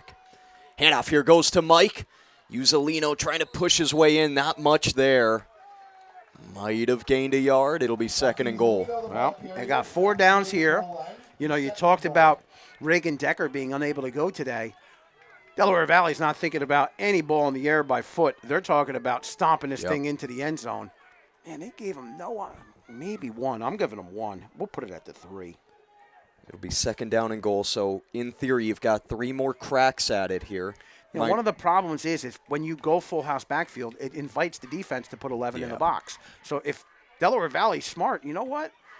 It's handy out there. Nice little play action to the big guy off to the left there. You got a full house backfield. That corner is going to bite quick. Might see something like that. It's a handoff. Uzzolino. Mike trying to knife his way in. He does. Uzzolino finds the end zone again. And with 6:57 to go, DV leads by 10, 30-20. Nice run by Uzzolino. And a big touchdown for DV. If they needed one just to say, okay, let's get this game back into control, that's exactly what they needed. And who do you give it to? The big guy in the backfield himself, Uzzolino. And he got the work done from 3. Trusting Big Mike, and he finds his way into the end zone once more. For the Warriors, they will go for 2 once again. Leading by 9. That's actually 10, excuse me. So they're going to look to go up by 12 if they can get this. Maybe they save the pass for this play for me. You know, yes. I talked about it on the run. Let's see. Here is a play-action rollout. Olsmer throwing down, and it is complete. And the 2-point try is good. What a catch there by Keith Doyle. And he finds the end zone to give DV a 12-point advantage. How about that? Doyle, that pass, Olsmer rolls out to his left. Handy was in the corner of the end zone. Doyle was short of the end zone, and he threw it behind Doyle. Doyle had to spin, make that catch. Then he had to extend himself, get it in the end zone. Man, that was impressive. A nice play. Doyle, the junior, 5'11", 200-pounder. Nice play. And look at this, makes the DV cheerleaders earn their keep. Tons of push-ups on the sidelines. Yes. Now, do you think that was designed? Was that a design pass, do you think? Or do you think that was maybe a play where Logan was just supposed to run and then he had that improvisation? You know, one of the best words in high school football is the read. The read. The quarterback reads. He reads the corner. He reads the outside linebacker. He reads the defensive end. He makes the decision. And the great thing about it is Olsmer's so smart. The same read is being done by the defensive end, the outside linebacker, the cornerback. Their read is, do we go for the quarterback? Do we play coverage? Do we watch the tight end going into the corner of the end zone? Do we watch that fullback who's just kind of bellying out? So it's a read situation. Olsmer read it well. Yeah. He sucked that defense in. Doyle did the great job because Doyle caught that ball outside the end zone. If you're playing defense, you see that fullback catch that ball outside the end zone, you're like, all right, I can stop up and make the play. Doyle earned that with that 1-2 yard catch and then carry into the end zone. So smart play by Olsmer, great play by Doyle. Squib kick here from Logan, bounces over the return man's head. It's finally fielded around the 25 and returned all the way across the field, but a big loss on the return, however. There is a flag and likely for a horse collar tackle. I'll tell you what, Stan Numa, number 7, he was lucky to pick that ball up. I don't know if it's a horse collar because his helmet came off on the play. It might be even a face mask. Yeah. But he was smart to pick that up because that's a live ball. Definitely got him in the back of the jersey, but might have also gotten him around the helmet as well. You notice in high school football, more and more now, these helmets pop off. It seems almost too easy. Yeah. Yep. I mean, back in the olden days, I know guys that played football, they had a permanent red squish mark on their forehead, the way the helmets were stuck to their heads. Glued to your head. Oh, my God. And the padding inside those old helmets, oh, man, it hurt more to wear it than maybe not to. But, yeah, there's going to be a big 15-yarder assessed against Delaware Valley here. So, going to be that horse collar. And that's, oh, boy, that's going to put the ball at Lutheran's 35-yard line. I'm loving that tent that Delaware Valley has a tent set up on the sideline, and all the big fellas are over there. The linemen, looks like one of the tight ends is over there as well. Well, we know one thing then. It's a big tent. Yes. Put all them guys in there. How about DV traveling? They brought the band down. Their band was the halftime performance. Great atmosphere here. It really is. Delaware Valley was welcome to bring everyone down, and guess what? They brought the house. Yeah, great. All right, now how about this? They got to move the ball back. They gave up too much penalty yards. Yeah. So they're going to reset the down. It's first down Lutheran at their own, where is that now? 33. All right. DV leading 32-20. 6:45 remaining in this game. Stick around after the game. We've got our Michael Uzzolino post-game show. Wrap this one up. Look ahead to next week. Peyton is dropping back, throwing across the middle, complete into DV territory. Spin move inside the 30. Nice block now inside the 20. And running out of bounds, that's Jacob Butler on a huge gain. But we have potentially a flag. Boy, Butler was big in the first half for Lutheran. And Lutheran's coaching staff is not happy right now. They know this is coming back. Referee is at the 45-yard line of Lutheran. And they're calling a false start. That flag sits at the Lutheran 30-yard line. So that flag came out right away. They should have blown the play dead. Yeah, that is brutal if you're the Crusaders. Well, the whole thing of a false start is that it's the play supposed to be should a dead play. And what's worse is a spectacular play now is dead, so it's like it's just a double gut penalty. Yep. Oh, it's just a double penalty. So they're going to start all over again. They'll move the ball back. It'll be inside the 30. It'll be first down Lutheran. Where are we going to have that? The 27? You take the physical loss of 5 yards and you take the emotional loss of wiping out what would have been a 55-yard gain. Oh, man. That's a tough pill to swallow for Lutheran. Robinson by himself in the gun, and we've got another whistle, and it might be another false start. Well, this might go against DV. This might be the oh, it is? This might be the felt bad I gave you the penalty, so might be an offsides against DV. We'll see. And it is. I think they're going to move 5. So it's going to be after all of that. First and 10 once more. 6:13 to go. DV leading 32-20. So we're starting where we began, right? Yes, unbelievable. So Robinson, the quarterback, will be by himself in the gun, 5 wide in this set. Peyton Robinson, the quarterback, takes the snap, drops back. Robinson looking downfield, throwing one up into DV territory, incomplete. Cameron Roy couldn't find it, and it falls to the ground. He had him. Here's something that we're seeing more and more, especially at the youth level. Number 53, Kareem Vessup for Lutheran, wearing one of those Guardian caps. Yes. Yeah. So it's become a thing now that it's not about fashion, it's about player safety. Yep. And if anyone doesn't know, the Guardian cap is an added layer of protection that goes on top of the shell of the helmet. The NFL is starting to use it more and more in preseason. Players now in the NFL are invited to wear it during the game as well. And what once was a macho thing is now become a sensible thing. Yeah. You know, you read the revelations now that Brett Favre has early onset Parkinson's disease, and it just breaks your heart to know that a game in which we all love and we grew up in the game and we played the game and we coached the game and we call the games or we enjoy the games, you know, to see somebody that young suffering with an ailment like that or the long-term some effects that some of the NFL players have had. So hats off, literally, but hat on to Vessup for being sharp enough to want to put that on there out there for his own player safety. Yeah, and there are so many players that have dealt with head-related injuries and then long-term concerns into their post-playing career, and it really is a huge huge concern for the sport. And like Tom said, starting to see some NFL players. There's a tight end on the Tennessee Titans, Josh Wiley, who has been wearing that in-game during the regular season. And that is almost certainly going to become more and more common as we continue. The other side of it is, too, the way you coach youth football.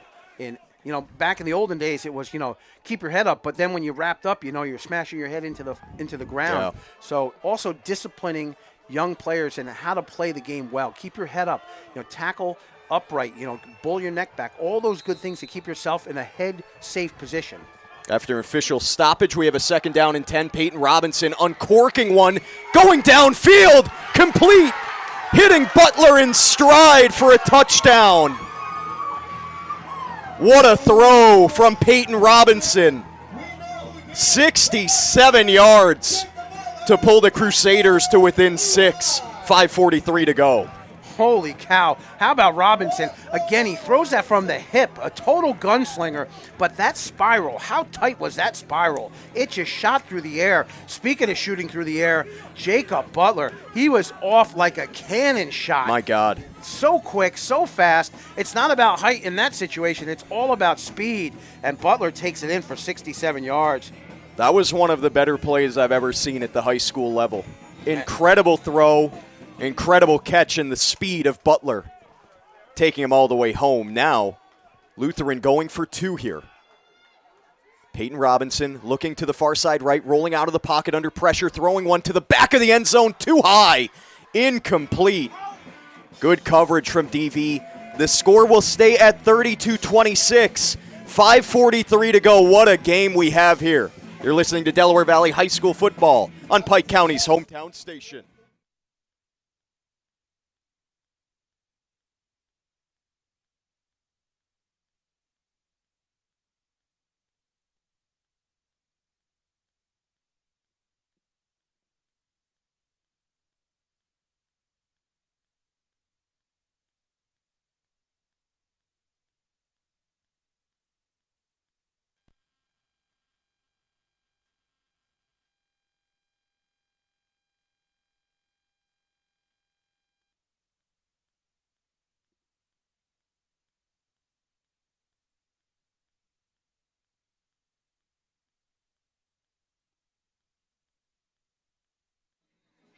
Back now at Lou High, and we had another clock issue, so after that adjustment, we've got 4:40 remaining in this game. Delaware Valley still leading 32-26.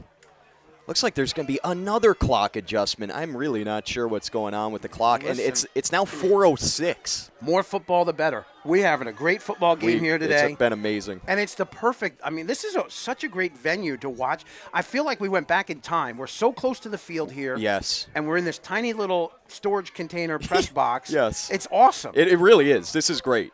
If this were black and white for us to see, it would be amazing. Maybe some leather helmets, too. Well, we don't want to do that.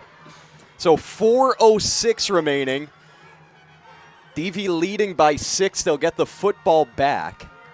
Uzzolino will haul it in around the 10 and return it now past the 15. Finds a crease, gets past the 20, 30. Blockers in front, 40. Uzzolino into Lou High territory, 30, 20. Mike has taken it home. What a return of 90 yards. And an amazing answer from the Warriors to go up 38-26. Wow, you talk about now Uzzolino. We know how strong he is. We know what a bully is inside the tackle box carrying that ball. But that kickoff, he caught over his shoulder, running backwards. He was at the 15. He ended up getting it at the 10. All right, he's going to cut up the left side of the field. Maybe he gets 10, 20 yards to get a 1st and 10. Here we go. But he just kept going and getting faster, and he had 2 key blocks in front of him, and he was down the sideline. He was not going to be stopped, and into the end zone he goes. You talk about a return of returns, but also what a smack against Long Island Lutheran. I know. That's like, oh, man, we're back in the game. Yep. Oh, wait, no, we're not. Man, Delaware Valley, what a performance today on the road against a really good team. Really good. This is a 4-0 team, annually strong program, And the Warriors have come here. The other thing, they have 10 guys, 12 guys on the sidelines. I mean, this is not a deep bench. Yeah. These guys go both ways, and Lutheran is strong, a good football team. Absolutely. So DV will go for 2 once again. Logan rolling out to the right. He's going to cut it up the field. Now he's going to throw, but it was a little too late. Doyle wasn't ready. It's incomplete. So the lead will stay at 36-26, 3:47 remaining in our contest. Oh, you know what? We have a penalty, but it's on the Crusaders. How about this? Oh, you talk about a golden opportunity for DV now. They'll redo the 2-point conversion. They'll move it half the distance. We'll call it the 1.5. But for DV, if you can't get 2 yards on the ground with Estevez or Uzzolino, you got something going on here. DV with a little bit of a chance here. They're up by 10. Being up by 12 is a lot healthier. Surprisingly, Uzzolino is not on the field here. It's going to be Chris Devaney in at the tailback spot. Mike standing off on the sideline. Well, he never takes his time to get off the field, so he also made that 90-yard return. Yeah. He earns a break. Yes. I want to see 34 on the carry. Let's see what we got here. It is Estevez, and he is in for 2. Tom called it. DV leads 40-26. Oh, nice run by Estevez. This kid was strong in the first half. You know, the fullback never gets enough credit and love, except for a big burly guy like me. Yeah. Love the fullback. Yes. And he got it done there, Estevez. Nice 2-point conversion for DV, just what they needed. What a job by the Warriors here today. They have got a chance now to close out this victory. 3:47 to go. This game is certainly not over. Lehigh still has all 3 of their timeouts according to the scoreboard. So 3:47 left. The Crusaders will get the football back now. I want to give a big shout out to a friend of mine, and I mentioned it just a little while ago. And Riley Smith is a junior on the football team, number 17. His mom is resting at home. She's listening in. Angie, glad you're home on the couch listening. You're listening to a great football game. Sorry you had to hear a little too much of me in the first half, but it was fun talking football. And glad you're home resting and your son's here having a good time, rooting his teammates on, and he's a fine young man, and glad you're doing all right. So everyone back home listening from near and far, yes. I hope you're outside raking leaves and you have us Yeah. listening on the outdoor speaker, or if you're in the house listening at home. Not a better afternoon, but to be spent listening to high school football. And what a performance from the Warriors on this beautiful Saturday, looking for their 3rd consecutive win here in week number 7. Talk about tough season, tough schedule, tough road trips, delayed in Florida, takes the loss, a long trip home. How about the bus ride? Can you imagine a bus ride to Long Island? Oh, man, I'd want to poke my eye out. Oh, I can't imagine. Logan Olsmer, another squib kick on the ground, bouncing around, fielded around the 35.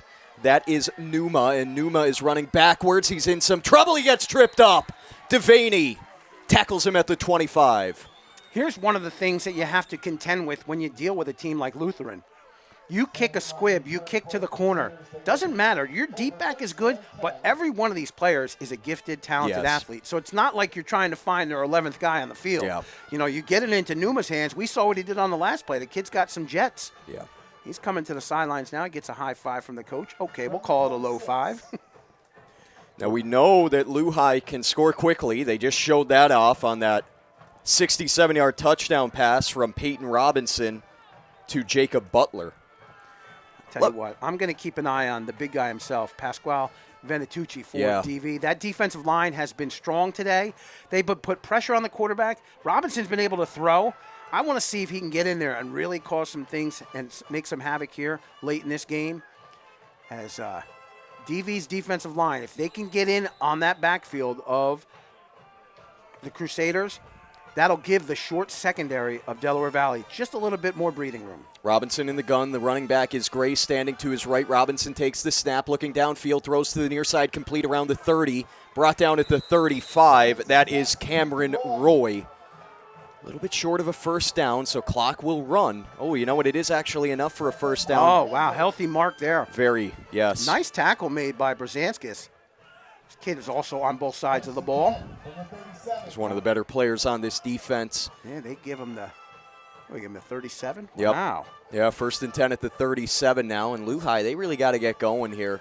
5 wide in this formation. Robinson takes the snap, drops back, steps up in the pocket. Now Robinson will run. Robinson has space and slides down a little bit short of a first down up to the 45-yard line, 2nd and 2. But that clock ticks under 3 minutes to go. Here's the danger, though. They're stretching that defensive secondary. Got to get some pressure on the quarterback. Ball at the 45 now. Love to see Brzanskis come off the edge on one of these plays, him or Kessler. 2nd and 2. Robinson steps up, has space, has a first down, slides down around midfield, up to the 49 of DV. Picking up that first, so the clock stops momentarily with 2:38 to go, and now it will wind. At the 49, 1st and 10. Again, we've got our Uzzolino post-game show coming up after the game. We'll name our Michael Uzzolino Warrior of the game. Recap this one, look ahead to Week 8. Pass complete to the near side, and running out of bounds physically is Kareem Gray inside the 40 of the Warriors up to the 36. Big first down, big hit. Gray says, I'm not just going to walk out of bounds. Yeah. I'm going to knock someone over. DV's defense flexing a little bit, and I don't mean flexing muscle. I mean flexing in a wrong way as they're being stretched to the corners and deep. They don't want to give up the deep ball. Yeah. They'll concede the short ball, but what they really need is, you mentioned Brzanskis, get that heavy outside rush and have Venatucci stay at home in the middle. He can't be forced to do a swim move outside. He's got to swim from the inside to keep that inside locked up for Robinson. Robinson takes the snap, steps up, runs. Robinson has space again inside the 30, runs out of bounds at about the 27. Right around a first down. We have to see where they spot this. It looks like it's about a yard short. It should be a 9-yard pickup. Yep. But that time, Brzanskis, heavy rush on the outside. Robinson runs up the middle. Venatucci's on the other outside. So we got to keep him inside the middle. He's got to stay at home. He's got the defensive end on his end, that being Kessler. Kessler takes the outside. Venatucci got to take the inside. Robinson rolling out to the right. Robinson's going to have to run again, and he will. Robinson inside the 20 and gets out of bounds once more. Up to the 16, has a first down, 2:04 to go. How about the Jets and Robinson in these last few plays? This kid is quick. Good vision downfield. Remember, when he's behind the line of scrimmage, when he's running to the line of scrimmage, he can still throw the ball. So if you're a corner, you can't go up and stop him on the run. You got to be smart and stay at home. Yeah. So we've got a 1st and 10. Lehigh trailing by 14, 2:04 to go. Ball's at the 16 of the Warriors, and they're going to spread it out again. Don't mean to jump on you, but they need to score quick here if they want to be back in this game. They do. Peyton Robinson, the quarterback, takes the snap, drops back, throws to the near side, complete around the 10. Shifty moves in the open field inside the 5, really right up to the 5. So the clock will wind. The clock will stop on the timeout now. Wow. So Lutheran will take their first timeout. I don't know how I feel about that. You need those timeouts. I mean, you need 2 scores. Yeah. Actually, you need more than 2 scores. Well, yeah, because with the conversions. Yes. Yeah, but a lot of work needs to get done, and you'd love to have the idea of having timeouts in your back pocket. Man, I would have rather get up to the line and spike it, and it looks like we might have another clock issue. And the officials so it's going to be 1:49. Wow. 3 seconds will go off. Just bunch of issues with the clock. Must be something wrong with the scoreboard here at Lehigh. 1:49 to go. Really nice job by the officials it's not easy, right? Having to keep that time down there on the field among all of your other responsibilities as an official. Well, that's why they get paid the big bucks. Yeah, that's right. Come on. That's right. Listen, I'm over in Port Jervis doing youth football. I'm running the clock. I'm doing the PA. They're bringing me breakfast sandwiches, and I'm drinking coffee. I handle it all, big guy. And guess what? You handled it by yourself in the first half today. Listen, I hope nobody recorded that because there were some bumps and bruises. I felt like a couple of the highways I took to get down here. Oh, yeah, me too. We got a whistle before the snap. Oh, There's going to be a delay or Wow. procedure. Yep. Oh, you got to be kidding me if you're After Lutheran. a timeout. So it was going to be 1st and goal at the 5. Now it'll be 1st and goal at the 10. One thing we see right here on the sideline, Lutheran's kicker has been practicing some onside kicks. I don't know if you picked up on that, Tom. We're not. Listen, we can't think that far ahead yet. Yeah, you're right. I got to tell you what. I was at a high school football game last night. I was on the field before the game. And I didn't realize that you can put a treatment on the football before a game. Really? They have these little brushes in the kicking bag where the balls are, and Wilson makes a product that they can put on the footballs. The referees sign off on it. Oh, wow. Yeah, something new I learned every day. Robinson takes the snap, steps up in the pocket. He's going to run, and he has grass in front, and he has a touchdown. Peyton Robinson runs one in, and with 1:42 to go, they inch closer. It's now 40-32 Delaware Valley. Boy, Robinson, so good. so dynamic in the quarterback position. He lets you think he's going to throw. Boy, that open window on the right side of the field just was wide open for him. No one's going to stop him into the corner. No one at all. I was thinking to myself, his name is Peyton. He wears number 18. So Peyton Manning, but much more athletic than old Peyton Manning is Peyton Robinson. Peyton's a Hall of Famer, but not athletic like this Robinson here. Yes. Going for 2 now, the Crusaders. Fake the give, now a pitch to Gray. He's in trouble. He's going to have to bounce it out, nowhere to go. This play is blown up by the DV defense. Minute 42 to go. Warriors hold on to their 8-point lead. So here's where we're at right now. Lehigh has 2 timeouts remaining per the scoreboard. They will be attempting an onside kick here. You mentioned their kicker was warming up on the sidelines. He's got the tee.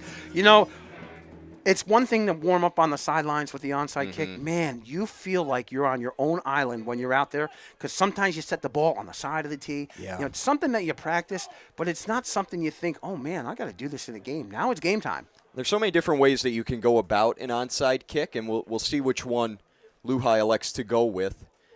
On the sideline here, they were warming up, standing the football up and then just kind of kicking it immediately into the ground, looking for that big hop. They call it that double bounce, that football. That first bounce looks low, and then the second one, you know, I'm 5'6". If you're out there, you're waiting for that ball to come to you. That second bounce means it's going to be like 8 feet above you. Yes. And there's nothing you can do. It's bing and then boom. So they're going to set up, obviously, the kickoffs at the Crusaders' 40-yard line. We call it the hands team, right? DV will bring out their hand squad. They certainly will. In the middle, I would hope to see Dabney. You want that guy right in the middle. There he is. Yep, sure. Big James Dabney. Logan Olsmer is up front. McGarvey. We've got Luke Brzezinskis and also Noah Dello. Well, that's a lot of hands there. Those guys know what they're doing. Now, one of these guys also has got to pop somebody. You got to make sure that you hit whoever's trying to cover the ball. So they go with that onside kick, and Dello covers it up. What a job. You know what? The second bounce never happened. No. Dello on. Ground ball. Yeah. It was that first bounce. Dello gets in a good position. He takes himself, crouches, 2 knees right on the ground, waiting for that ball to roll into him. What I did like to see was other people filled in behind him. So if the second bounce happened and bounced over him, there it is to make the play. That's good coverage by the DV special teams. 1st and 10 Warriors, ball at their 49. Now they just got to work this clock. Minute 41 to go. DV leading by 8. 1 first down will all but end this football game. Lehigh has 2 timeouts. Well, we know one thing. Delaware Valley can run the ball.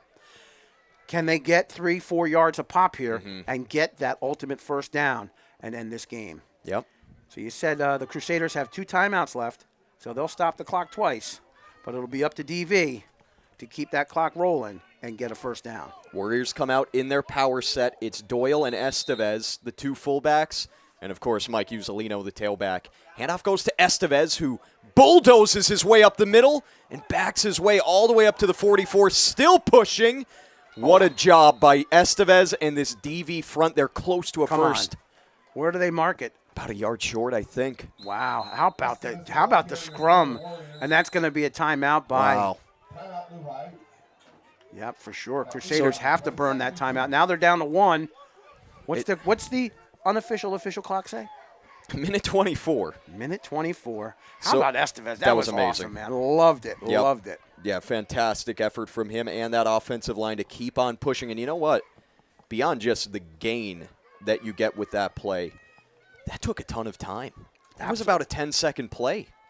And that looms large if DV can't pick up a first down, but you'd hope that they'll have the opportunity to, needing just 2 yards on second down. Here's the other thing. The offensive line feels like kings right now. They made their blocks. Estevez went with it. Then that scrum went an additional 3 or 4 yards. You're one of those big burleys up front. You don't need to be under the tent right now. Right. You're like, I want to be back at that line of scrimmage. We know one thing. We get 2 more yards. We get this first down. Guess who won the football game? The offensive line. Yes. They'll win the game with that first down. I mean, yeah, maybe they didn't score the points, but without them, you can't score any points. That unit has been really strong for Delaware Valley of late. Last week, so big. The offensive line, Uzzolino, the running game as a whole against Abington Heights, and they're looking to seal another victory here. Look at that toe-to-toe, tight in there, tight formation, 11 guys all in the box. Hard-nosed football here, 2nd and 2. DV looking to seal this one. Estevez up the middle, lowers his shoulder, has a first. Justin gets it done. And that should just about do it. With 1:18 to go, Lehigh has to spend their final timeout. Apropos that Estevez gets to carry, earned the opportunity to get the first down. He's giving out high fives in the huddle. High fives coming back his way. Earned that first down. Delaware Valley going to earn a victory here on the road.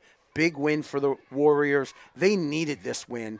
You know, strong season start with some tough losses. And now coming down to Long Island. Small school in terms of population, but boy, big school in terms of talented football players. Yeah, this is a really good team that Delaware Valley has found a way to defeat. 40-32, high scoring, high flying, and DV on this long road trip is going to have a very fun trip back to Milford. Yeah, you don't care if you get stuck in Yankee traffic now, right? Yeah, that's true. Yeah, coach is saying line up at the 50. They know as soon as this ball is snapped, it's all but done. Yep. Going to have to snap it 2 times, will the Warriors. Logan will kneel down once.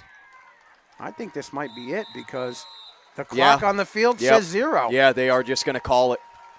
They're not going to have to snap it that second time. Delaware Valley, what a win for this program. They come on the road and they take down a powerhouse program. 40-32, Delaware Valley defeats Long Island Lutheran. They win their 3rd straight game. They're 3-4. Things are really coming together for Delaware Valley as we enter October and start heading down the stretch of the high school football season. What a win for Coach Olsmer and his team. We'll take a quick break now. We'll come back and wrap this one up on the Michael Uzzolino postgame show. Stick with us. DV wins it 40-32. You're listening to Delaware Valley High School football on the Pike 106.9.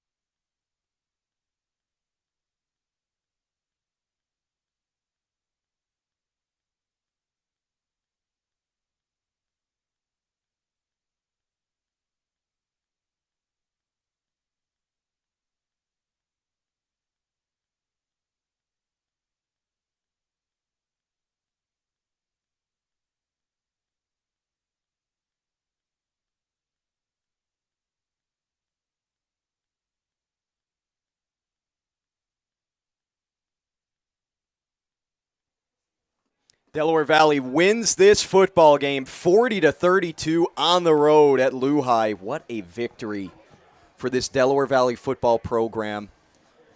Pretty remarkable that Coach Olsmer scheduled this game.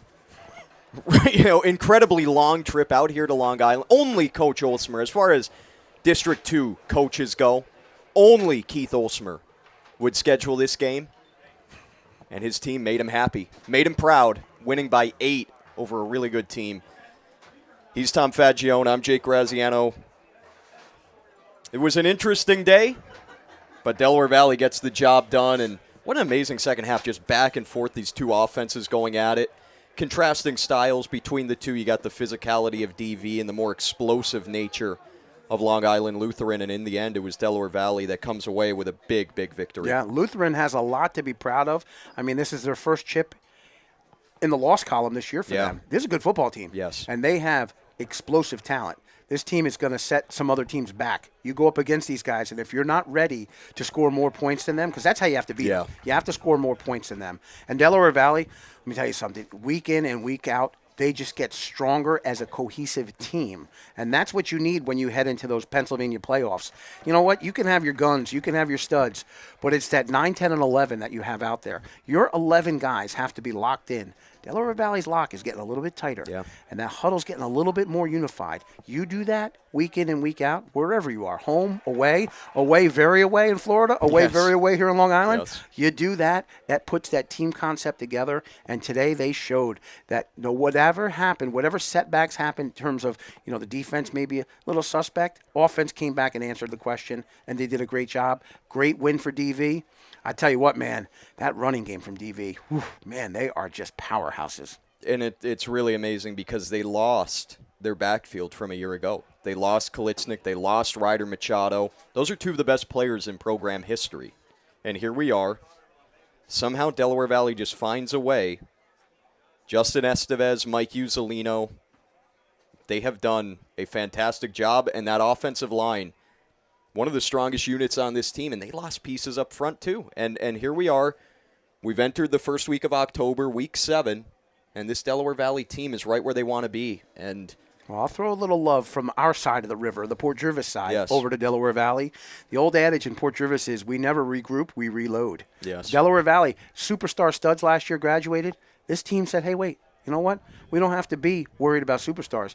We can be one superstar team. Yeah. And don't let that record fool you. This is a good football team. Absolutely. Yeah, I think that's really what it's about this year is this is a great team. This is a great unit, and it really does start with Logan Olsmer. You have that senior quarterback, so stable back there. And, sometimes I don't know if we give him enough credit for how explosive he is because you view him in a way as being sort of like a game manager because that's kind of how he's utilized. But when he needs to make a play, he can and he does. Yeah. Not only that, he has that vision of a general to know. Yes. Read that play in the corner, read the run down here, also knows how to hand off the ball in a way that the next play that's a play fake, play action, he sells it so well because of the way he hands off the ball. That stuff doesn't come from one-handed handoffs. It doesn't come from being lazy. Mm-hmm. Every play, the execution in every play, if you do it well on every play, the defense is going to go batty. Absolutely. Now, Tom, it is up to you to name our Michael Uzzolino Warrior of the Game, and who would you like to give that award to today? Well, I'll tell you what, first half, second half, don't know the stats, don't care about the stats. There's the intangibles that take place. What won this game wasn't the last play of the game, the kneel. It wasn't the play before it, the first down. It wasn't the play before that nice run. But my player of the game, my warrior of the game, without a doubt, number 34, Justin Estevez. This young man played a strong fullback position. When they needed yards, he answered. When they needed blocks, he answered. When they needed guts and determination, he answered. He was the prototypical fullback. He was a man on a mission today, and he's my warrior player of the game. That kid's tough. I don't want to meet him ever on a football field. No way. I'll shake his hand, but, man, that's a fine young man right there, a great football player, a great game he played today. He brings it two ways every single week, and it's great that he's able to get recognized like this because, and Tom said this during the game, he does so much of the dirty work that goes unnoticed. All fullbacks do. But that's the case for Justin. Sometimes it's difficult to recognize him among some of these other big-time stars on the DV team, but today Justin came through in the big moments. He was who they went to down the stretch to ice this game away. The big man, the fullback, the middle linebacker, Justin Estevez, is turning into a really nice football player for Coach Olsmer's team. Happy bus ride home for him and all the Warriors. Absolutely. Great win here. Again, 40-32 the final score. Delaware Valley defeating Long Island Lutheran. It's about time for us to wrap it up. Before we do so, I'd like to hand out some thank yous to everybody who made our broadcast this afternoon possible. I'd like to thank everyone here at LIL. Very, very accommodating. Beautiful facility, as we mentioned, and they took care of us on. They don't know who we are. They're facing some Pennsylvania school, Delaware Valley, and we'd like to thank Melanie Logan, the athletic director, and also Nick Baldwin, the assistant. Todd Hubner, the public address announcer. Thank you to everybody here who helped out with us here during our broadcast here at Lutheran. Would love to come back someday. Not sure if it'll ever happen, but this is definitely a great place to watch a high school football game. So once again, thank you to everybody here at LIL. like to thank everyone back in the station, Bud and Julie Williamson, for helping out with our broadcast. Had some issues today, some difficulties getting to the stadium, and they came through for us, and we really do appreciate them picking up the slack for me, because it was me who didn't get here until the second half. So Bud and Julie Williamson, and then Jack George, of course, doing a great job in difficult circumstances producing our show back in our station. And also would like to thank Tom, who stepped in and ran the show by himself during the first half. That is not easy, and Tom was able to get it done over the first 24 minutes of this football game. So thank you to everybody at Pike 106.9 and all of our sponsors, of course. Olsmer's Tree Farm, the Oliger Injury Law, Little Pediatrics, Action Bikes and Outdoor, the law firm of Oliger and McIntyre, Olsmer Clark Insurance, and the sponsor of our post-game show, your trusted realtor, Michael Uzzolino. Once again, the final score here today. Delaware Valley wins this football game 40-32 over Long Island Lutheran. DV will be back in action for another great contest on Friday night on the road, taking on Valley View, the Cougars. DV will take them on next Friday, 7 o'clock. The kickoff will be on the air a little after 6:30 for the Michael Uzzolino Countdown to Kickoff. We thank you again for joining us. For Tom Fagione, I'm Jake Graziano. Enjoy the rest of your weekend. This has been Delaware Valley High School Football on the Pike 106.9.